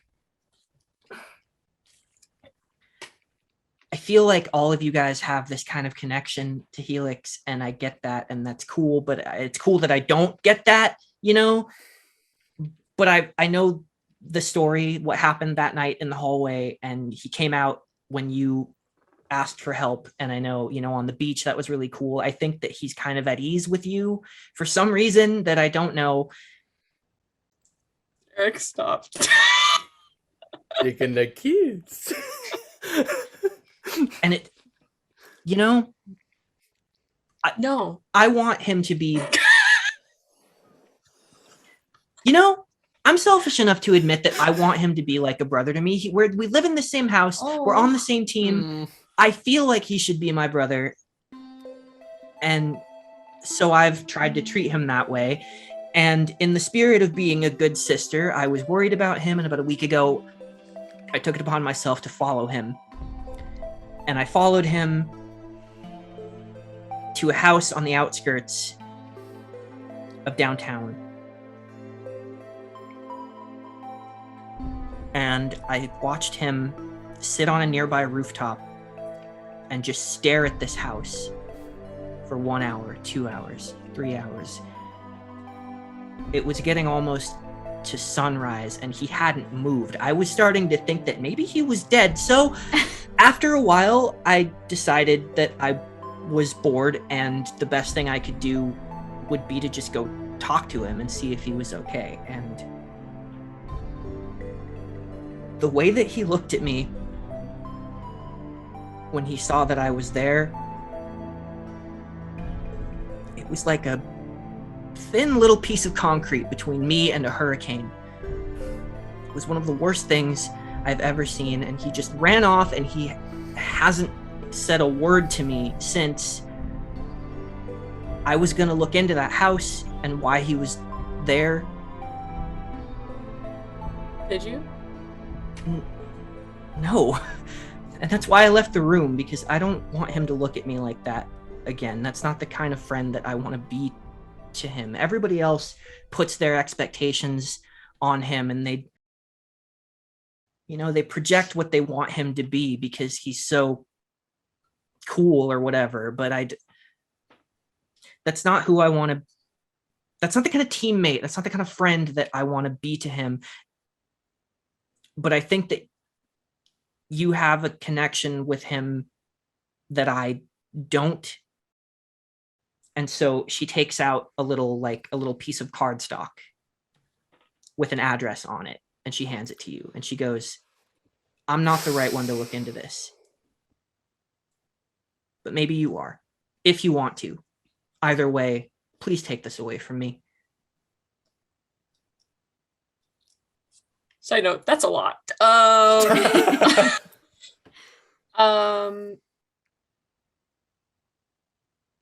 Scylla looks at QuickTime and very slowly takes the cardstock or cardboard and doesn't even look at the address, because I feel like Silhouette would probably know where this is and doesn't really want to get into why or how or when or whatever.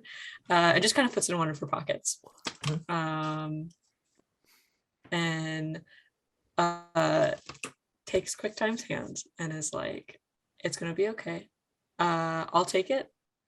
And if I look into it and I find anything, I will let you know if you want me to. But it's gonna be fine. QuickTime or Helix, quite honestly, is a little baby sometimes. And yeah, right. Yeah. And you don't need to be this worried about it. But I also know that he's your teammate, and we're gonna figure it out when he wakes up. Cool. And then I give QuickTime a little hug if she lets me. Mm-hmm. She does, and she lingers on it because she really needed it. That's sad. Just a little bathroom hug. Yeah. She goes, thanks. I spend a lot of time with Paramount, but I'd love to get to know the rest of you. I mean, you're smart and like to roller skate. That's cool. I like to dance. Dancing and roller skating, like a Venn diagram. They have a thing in the middle, and it's stuff you do with your legs. I agree. We can roller skate together or dance together if you want. We got a new house. Oh yeah, we did. You come up for a dance party. me and BB will never tell you this, but sometimes we have little dance parties together. True. Facts. Yes. Facts. Yes. All of a world of yes. Incredible. Yeah. All tension from this moment completely removed at the prospect of dancing. This is the way to my heart. We are now friends. I'm going to let you out of here because I understand that this probably looked really scary with the blocking of the door. I'll see you a little later. bit. Okay. Good night. And she walks out with you. Great. And then we walk out together, and I'm assuming I would just like give a little hey to my team and try to catch up with them wherever they are. Yep. So do you guys just head home? No. Oh. What do you do? Haramon, arms crossed, one flat of their foot, like knee bent against the wall, just posts up outside the room that Helix is in and stays there. And if Dr. Lim comes out and is like, bro, you gotta go home, they'll be like, move me then. Okay. Yeah. About an hour and a half goes by before Dr. Lim does come out. And you see that the sort of blackout of the windows. No, it does stay because for his privacy, it would stay. And Dr. Lim steps out and he sees you there and he goes, why am I surprised? What's the what? He's fine. I mean, that was a pretty nasty concussion. I don't know what he's been up to, but that's really more of a Tonitrus question than me. My job was to fix it, and I did. He's very lucky to have as many good friends as he does. If this happens again, hopefully he can get here a little bit sooner, because that was a little scary. That was a little bad. I'm not going to lie, but this is a bright, glistening time to be alive.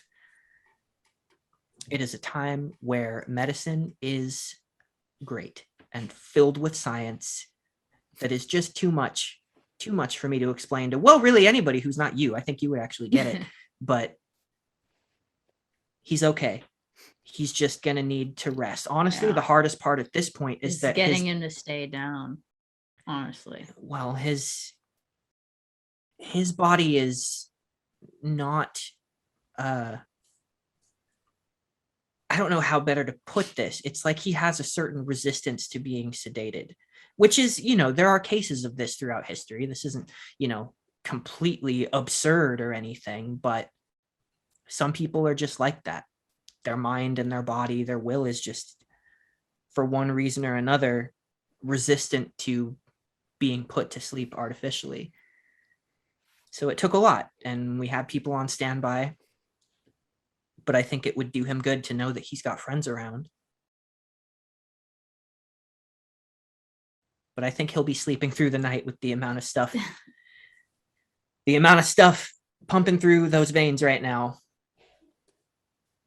He'll sleep through the better part of the morning. I'd recommend coming by then. We'll see. I take that to mean I'm not allowed to sit in. Well, I suppose I can't stop you physically. I am just a doctor, not a warrior. Try sedating her. But, I am the sort of chief of medical staff here. I do have the authority to tell you to go home. Whether you listen or not is, hey, that's a you thing. Either way, I think you're at the right school. Who honestly comes to the hospital? Like, it's been like, what? Him? Us? Who else is gonna come in? I'll just take a bed. Okay, fair enough. But I'm not writing you a note to get out of training with Pantheon tomorrow if you don't get any sleep. And on that note, I would like to go home. I don't like staying here. Yep. I don't want That's a fair. bed, Chief. I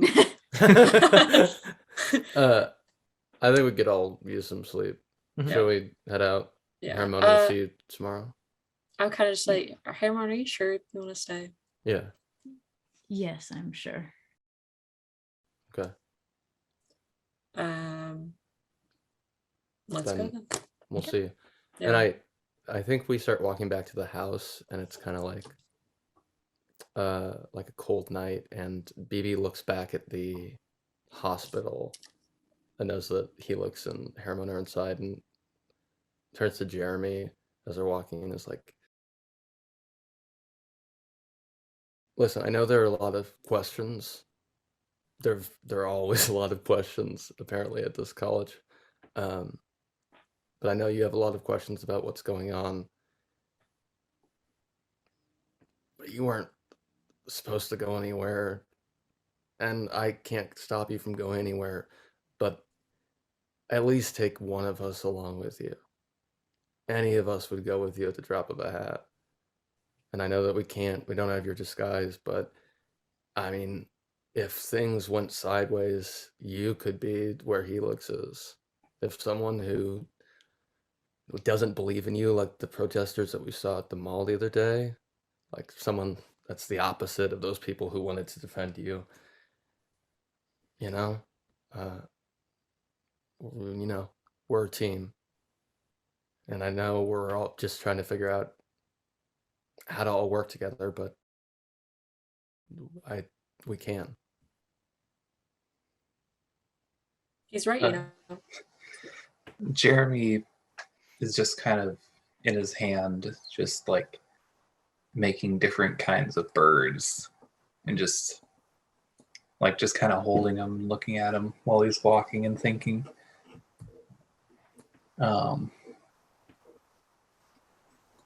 And he'll just say, you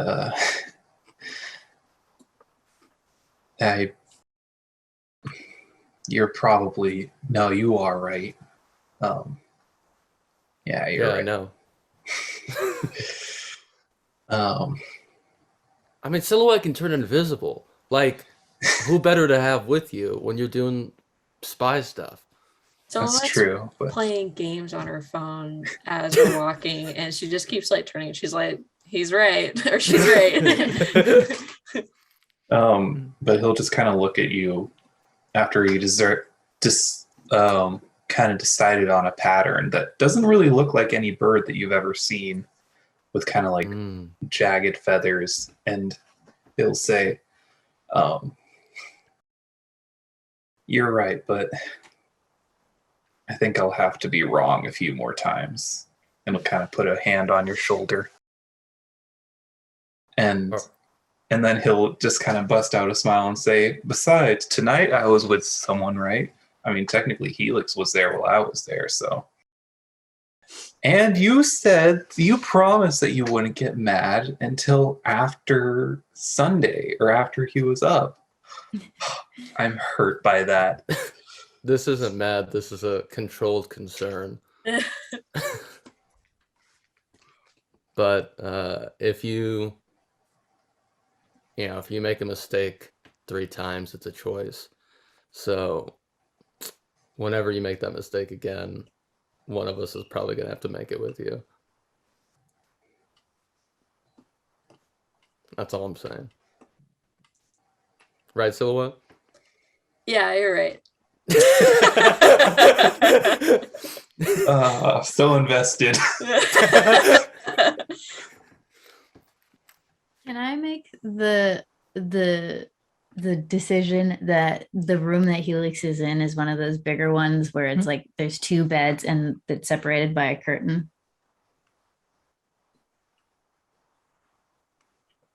Sure. I think Haramon will take the other bed in that room and grab the curtain to open it so they can like look at him, but then they keep it closed and they turn away from him and go to bed. That's really good. Do the rest of you just go to sleep when you get home? Yeah. Maybe we have a snacky. Yeah. Late night snacky. Late night snacky and then beddy time. Okay. Hell Jeremy- yeah. That hot chocolate he was talking about. So we Oh. fade out on that. Wait, I think Jeremy was going to do Oh, something. yeah. He's just gonna take time and organize his conspiracy theory cork board. Update the red string and the thumbtacks. And yeah, he'll just do that for tonight. So you all find yourselves to sleep. Early the next morning, Haramon, you're not even sure what time it is, because I don't know why you would be. With your incredible perception and your honed skills, being a person who is used to sleeping in places where you need to wake up at slight sounds, you hear the sounds from behind the curtain of sort of shuffling, light footsteps. No vocal sounds or anything, just... And it's not the sound of soft soled shoes on the ground. No, it's bare feet. It's bare feet. All right. I get up. I make a very loud. I make sure the bed like creaks as I get up, and I stand there to hear if he moves at all. The sounds stop. And I take the wide way around so he has the most time to see me emerge from the other side. You come around and you see him having just put on a shirt, and it looks like it's I'm gonna just say it's just like a gray v-neck. No, you know what? I'm wearing the Helix shirt. He's got the Helix shirt on. He's got the black v-neck, and he's just finished sort of putting it on. Okay, and no pants yet. We're not looking. No, he's got the pants. Okay. He had pants the whole time. They never needed to remove his pants. Okay. Yeah. So because usually when you're in a hospital gown or what in a hospital, you're in a hospital gown, and under the hospital gown, you're naked. Shirt on, dick out. Yeah. That's how he rolls. He's got like a big bandage over the area. His hair, it looks like they like washed his hair a little bit, so it's like kind of fluffy at the moment. But so cute. He looks at you and baby. It looks like he was halfway to the door. What a dumbass. And he goes, "No, you're right, though. I don't suppose you're here to stop me." I think Haramon was intercepting. Not on particular purpose. They were taking the wide right around. They were going to the foot of his bed to stand, which would cross them in front of the door anyways. So I think they stop and they cross their arms again. A lot of arm crossing today. And they look at him and they say, even concussed, I think that would be an interesting event for me to try to stop you to do anything. What, Hermon? You should tell on him. He goes, I can't just lay here. It's not comfortable for me to be in a place like this. I need to know what happened. How long have you been here?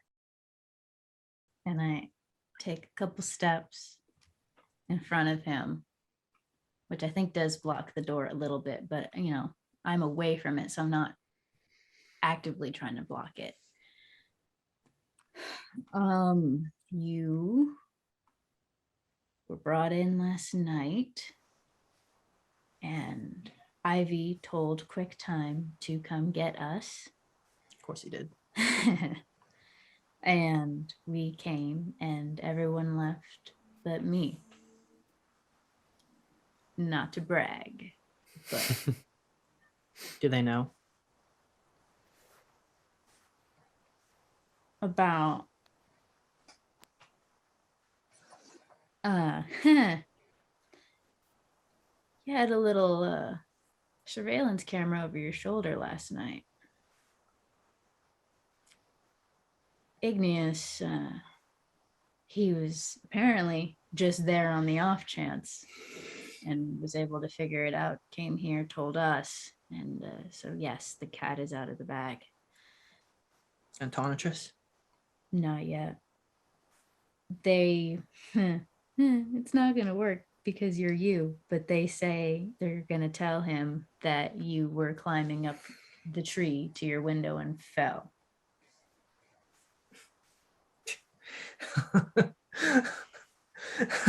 that's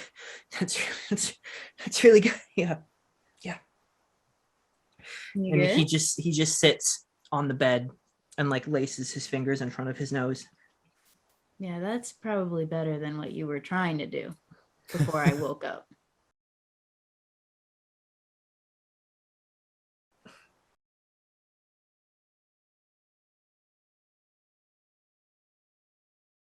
You're very stubborn. You're one to talk. Own him. Beat his ass. Emotionally beat him up. I don't. And he twitches, and it looks like his, like when he sat down, like his body was gonna sit down. Yeah. And he's like, I'm sorry, I don't mean to be rude. I just don't. This is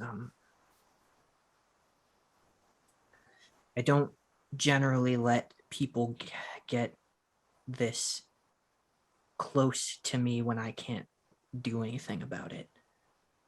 Physically, I mean, here, I don't sleep in a room with other people. I don't, certainly not when I'm, although considering how things turned out, I guess I wasn't at my best even before, so it's not like I can blame the, I just don't want to be here. And he tries to stand up again. I think Haramon was like walking over when he sat down, and when he said, I don't let people get that close to me physically when I can't, they stopped. But then when he tries to get up and sort of like falters back down, I think they on instinct just sort of like reach out to try and catch him.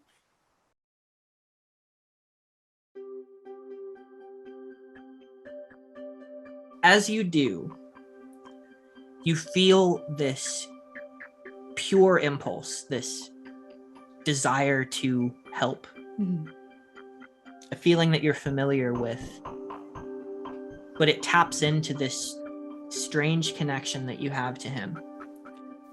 And you reach out with your hands, but it's not your hands that catch him first. You feel something. At first, you think it's just this connection that you have to that emotion. You are a very empathic person, and you feel that tingle through your body when you know you need to act, but it continues up into your scalp, and there's this feeling almost like an effervescence of like an aloe vera tingling sensation up through your scalp and out, and you feel, before you can do anything about it, your power wafting out and away from you toward Helix. Do you react to this? I think because it's really hard to see is the thing. It has to catch the light in a certain way, and I think in these fluorescent lights it comes out as this sort of turquoisey, not quite blue, not quite green sort of color, but in the fluorescent lights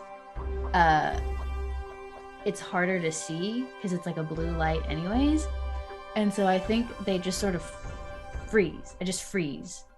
And I look at him trying to play it off as just like surprise and being like, oh shit, I didn't mean to do that. You know, like clearly you didn't mean to fall down and you're fine or whatever. Like more on the moving to catch him reaction rather than, oh, something just came out of my head reaction. I can roll the deception check, but they're trying to see if he notices. Yeah, that's up to you. If it's because this is a new manifestation of your power that we have discussed being the next evolution of your power, and this being a triggering event that can make it happen. This is something that we had talked about as a narrative moment. But and can't even if you talk about it, you can't predict it. So if you want it to be something that doesn't have a physical, like, seeable manifestation. Well, I think they all do. I think that's the one thing that sort of makes the power fair, is that, like, if you're looking really hard, you can see. It's not like it's straight up like blue comes out of my head, but if you're looking for it, you have to be looking for it. Does it have a smell? To me, I don't think it has I don't think any of them have a smell. Do you want me to decide that? I think I can determine how much of it is around based on smell. Like I'm the only person who can smell it. Like my normal one has a smell that I identify. Because I don't know if Haramon knows what the effect is. I know what it is, but Haramon doesn't, because it's never happened What before. is this, you know? So they're worried that it's like accidentally poison, Yeah. Do you still catch him with your hands? I don't know if I make contact. Okay. He just falls. So he does see this happen, and he knows what your power is. He sees this happen. He knows what your power is too. So he stops, and he's perfectly still.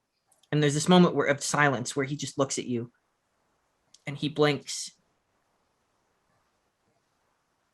And you see in him something you're very aware of from back home. When you see a person, usually a hunter, who is so aware of the minutia of their own body and the ebbs and flows of their own body, you see him clock a difference instantly. And you watch him as he was about to sit down. He caught himself. His butt is like half an inch from sitting, and he's holding this almost squat position. He blinks and something shakes off. He flexes his fingers and he stands up, and he looks around.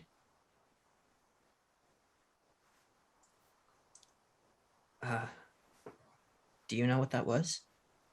No. And at this, are you okay? I mean, I think I think Haramon, he takes like a step back a little bit, like he scoots away. Haramon steps in to meet him because they go straight into like medical examining mode. And as you go to do this, the door immediately opens, and Dr. Lim like scuttles in, and he gets up to him. He goes, and he says something in Vietnamese under his breath that sounds like not pleased. And he walks over to Helix and he goes, sit down. Did you wake him up? You didn't wake him up. No, he was awake when I heard. He woke me up. Okay. Helix, I'm gonna need you to, and he's like, and Dr. Lim checks him and he goes, and he looks over to the bed, and you see that there are like little blinking lights across the bed, and he goes, I have motion sensors because I knew that you were going to get up. But wait, where's your IV? You didn't take it out, did you? And you see it like that. I think Haramon just like thwaps him on the pec. You do, and it's like, and he's like, bad, first of all. Like there's like an eyebrow cock goes up when you do that, because like you do kind of deflect off of it. And he's like, they touched the titty. Something happened. Something is different. And Dr. Lim, he takes out undisclosed medical device and begins scanning over Helix. And he goes, what? And he goes to his head and he goes, hold still. This might sting a little bit. And he peels the bandage off, and Helix remains perfectly still. And you see like a bit of blood like dried on the thing, but there's no wound underneath. And he goes, Um, and he looks to you and back to Helix. sorry. I mean, not Um, sorry, because clearly, it helped. But I've had this power for 6 years. I've never been able to do that before. Okay. My dear, perhaps you should go home. Do I get that doctor's note now? I'll make you one if you really need to, but Helix, stick around. I'm going to run some tests.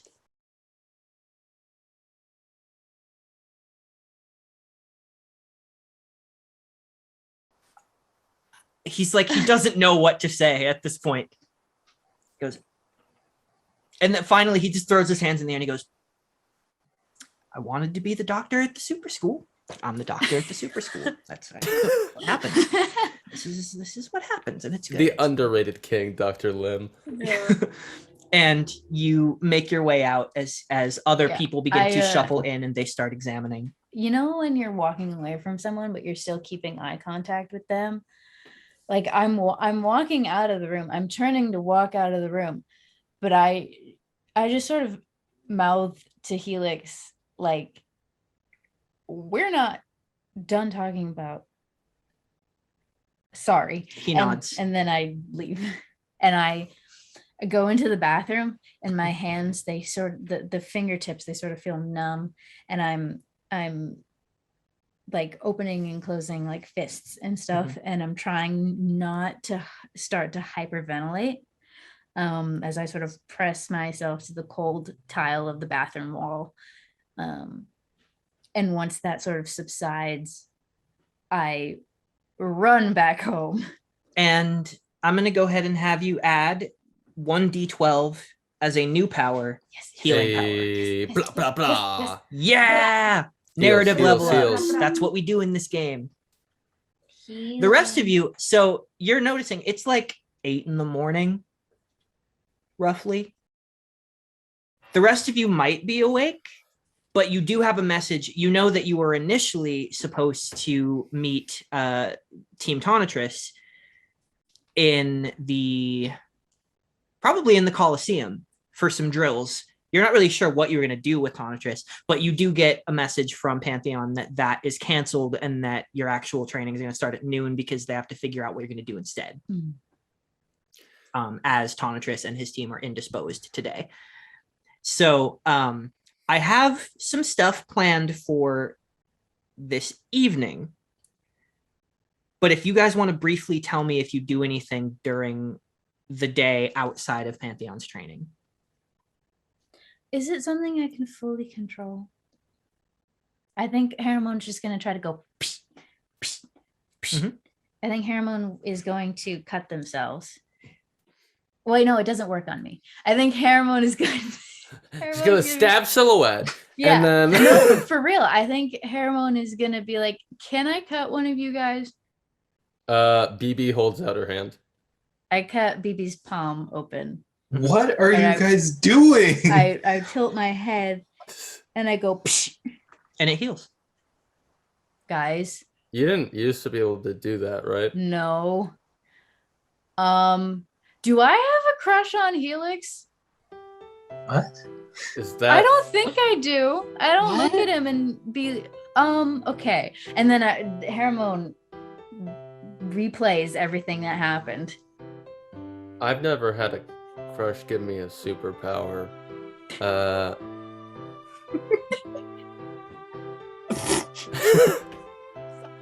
But we've rounded out the team with hair, healing, gun, fire, and invisible. So now we're the perfect superhero team. Yes. The classic trope. BB, why did you let her just cut your hand? I accidentally got them hurt at one point, so I figured, Silhouette takes Haramon's hand and is just like looking at it like this. And starts like pinching your hand and looks up at you and is like, Pantheon's gonna love this. Oh, Pantheon's gonna lose her mind. You know, I don't have a crush on Helix. That was that was a joke, because I look at him and all I feel, especially right now, is I look over at BB and I'm like, what the fuck? Yes. And also blinding rage. But I don't know if I want to tell Pantheon, because I'm scared she's gonna make fun of me. tell Pantheon that you have a crush on Helix. No, you don't have to give when I any tell her, context. I told, okay. Yeah. Oh, fuck. Because, like, I mean, it's not a use it or lose it thing, but You you, know who might as well wouldn't? use it. You know who would make fun of me for it? QuickTime. QuickTime is never allowed to know Yeah. the context.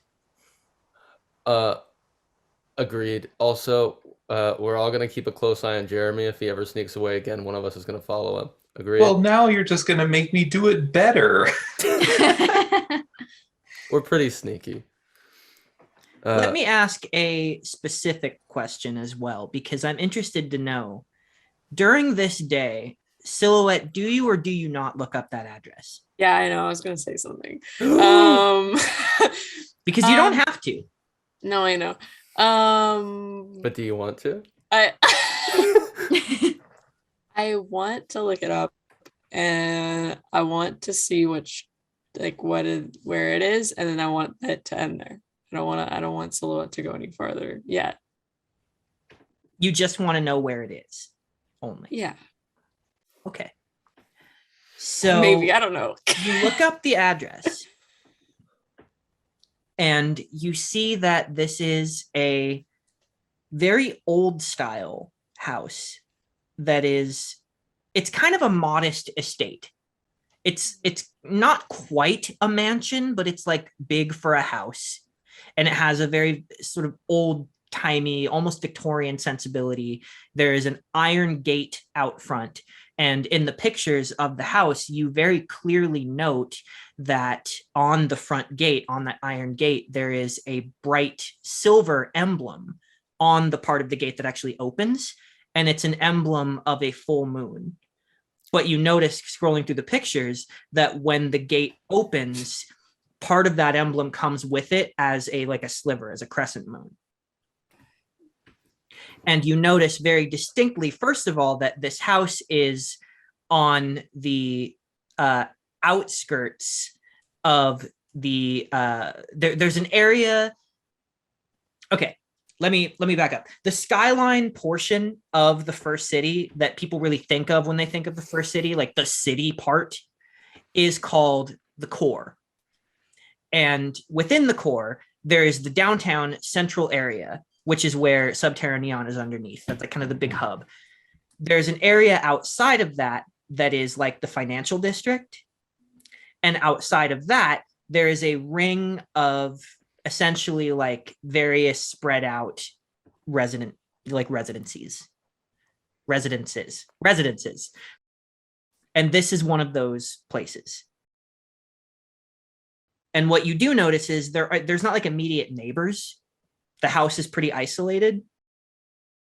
And you notice that there is a for sale sign out front. The house is for sale. What the hell?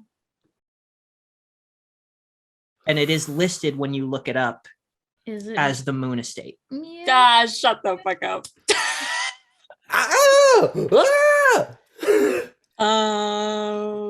Okay, trying to get cool. into real estate, Silhouette? You trying to get some property? Like the house is listed, the name of the place is the Moon Estate. Copy. Okay, great. Silhouette would know. Right? Yeah. Would know what? I feel like I would know that it's Moonrider's home. Actually not. You know where Moonrider's old house was. This is not it. Okay, great. Because Moonrider's identity was no longer a secret after he became a teacher. Okay, fair. Okay. On this listing, is there a number for the realtor? Yeah. And I think so. And it would be a realtor who very specifically is working for the first city. Okay.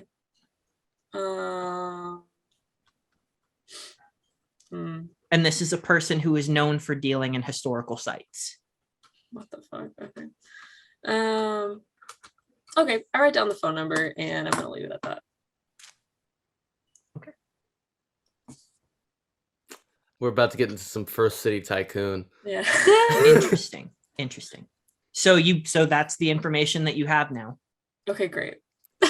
Who is it? Like, Yeah. if it's not his place, is this some Professor X I shit? feel like Asteria knows. Crack. Well, I have a theory, one of many, but it has to do with Helix's tattoo. I don't know if you guys remember what it looks like. Is it a crescent moon? I might not remember what it looks like, but it struck for some reason. It was something moon related. Well, there is something too. There is a chance, Silhouette, if you want there to be, that you're already vaguely familiar with this because it is a part of the history of this city, but it's not history that just anyone would know.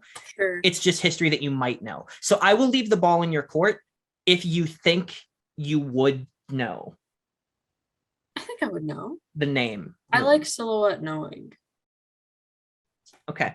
I feel like she has known Someone who knows stuff. things. Yeah, I'm someone who knows things. Yeah, it does make sense. And I won't make you roll for it then. Okay. Because it is interesting information. Okay. And it's spicier if you know. Spicy. Because looking at this, looking at the fact that the realtor is someone who deals in historical sites, and seeing that emblem, knowing that this is the Moon Estate, something sort of comes to mind.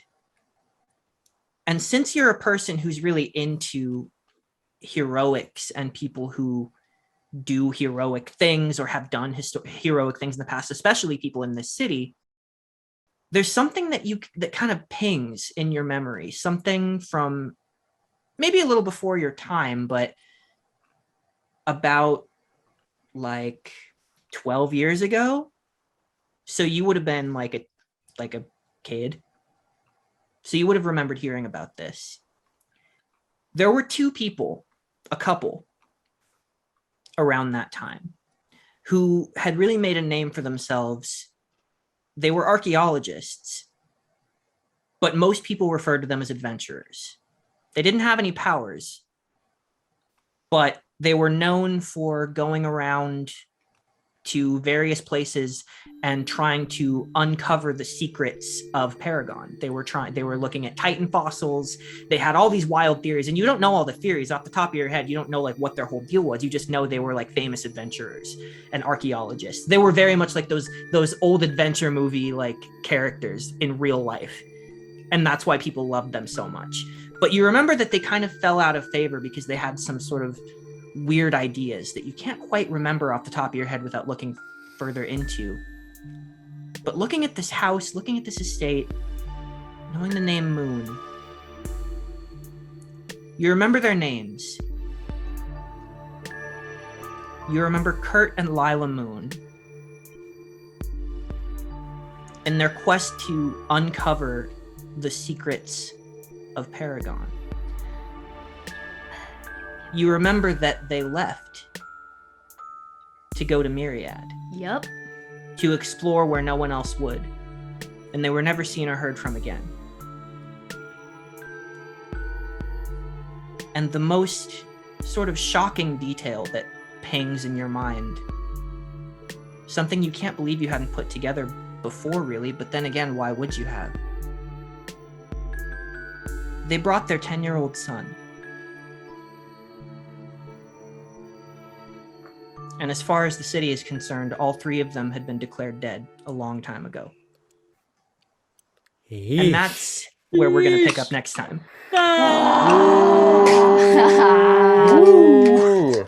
Figuring it out in real time is the most painful thing ever. Well, guys, Yeah. hope you enjoyed the first real information we've ever gotten about Helix, maybe? Natasha has the clapping emoji up just so everyone knows, and I agree. Natasha, it's so exciting to have you filming with us for as long as you can. Yeah. So, tune in next time, and until then, keep it super. Goodbye. Bye. Bye.